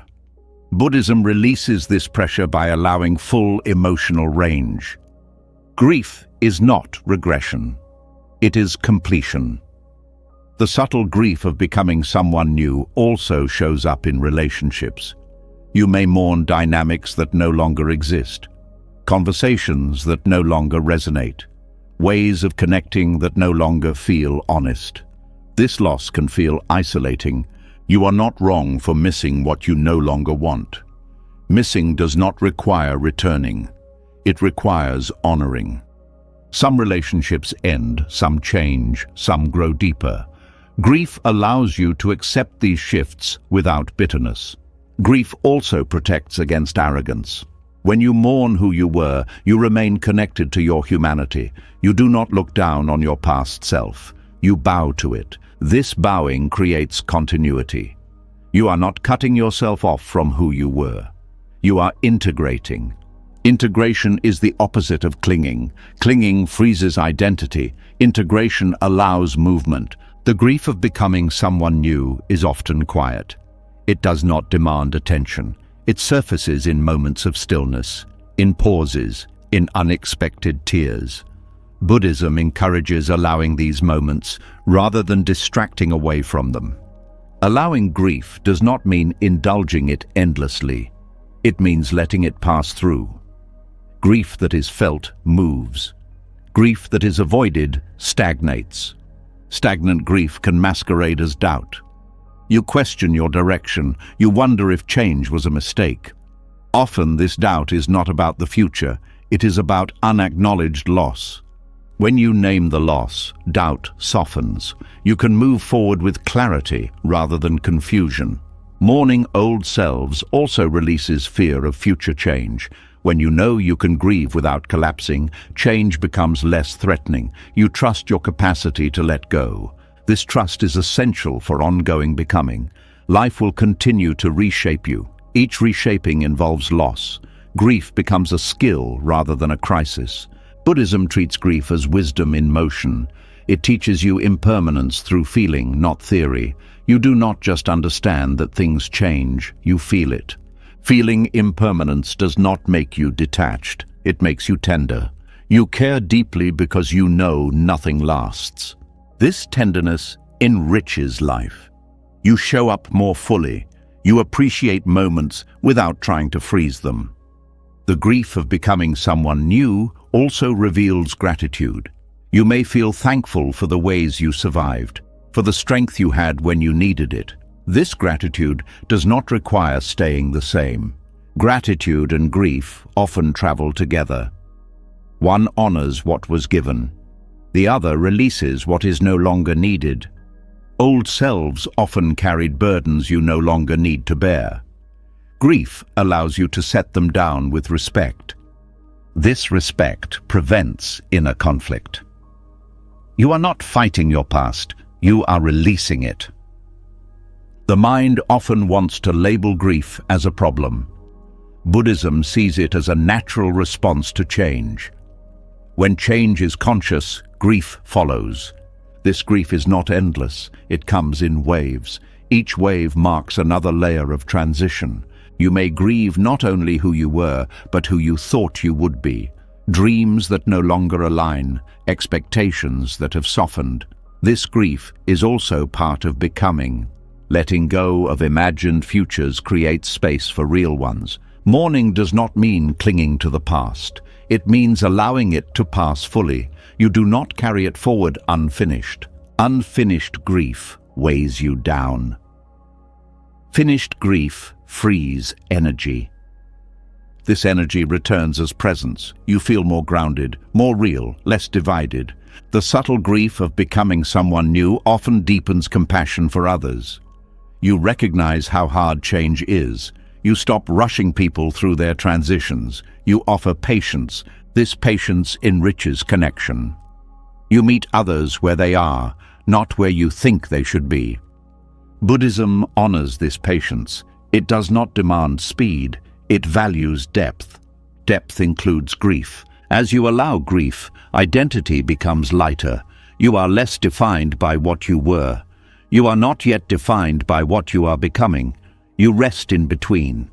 This in-between is fertile. It allows creativity. It allows honesty. It allows renewal. Grief does not stop you from living. It allows you to live without dragging the past behind you. You do not need to cling to old selves to honor them. You honor them by letting them go, by acknowledging what they gave, by carrying forward what is essential and releasing what is heavy. This is not loss without gain. It is transformation with tenderness. You are allowed to feel sad for who you were. You are allowed to feel relief at no longer being them. These feelings do not cancel each other. They complete each other. Becoming someone new does not require forgetting. It requires mourning without attachment. When grief is allowed, the path clears. You move forward unburdened, not because nothing was lost, but because what was lost was honored. You are not betraying your past, you are completing it. And in that completion, becoming continues, quietly, humanly, with depth. You are not broken, you are becoming. You were never meant to arrive at a final version of yourself. Every lesson you just moved through points to the same truth from a different angle. Discomfort was not a flaw, it was movement. Confusion was not failure, it was space. Repetition was not stagnation, it was depth. Grief was not weakness, it was integration. And healing was never a destination. It was a way of learning how to live. Buddhism does not ask you to erase who you are. It asks you to stop fighting what you are becoming, to see pain as information, not punishment, to see identity as something you inhabit, not something you are trapped inside, to understand that awakening does not always feel peaceful at first, but it always moves you closer to truth. If there is one thing to take with you, let it be this: you are not late, you are not failing, you are not unfinished in the wrong way. You are unfolding exactly as a human life does. If something in this series resonated with you, don't rush past it. Pause for a moment and leave a comment with one word that describes where you are right now. Not where you want to be, not where you think you should be, just where you are. Sometimes naming the moment is the first act of compassion. And if you want to keep exploring these ideas, slowly, honestly, without pressure, subscribe to the channel. These teachings are not about becoming someone else. They're about learning how to stay with yourself as you change. You are not broken. You are becoming.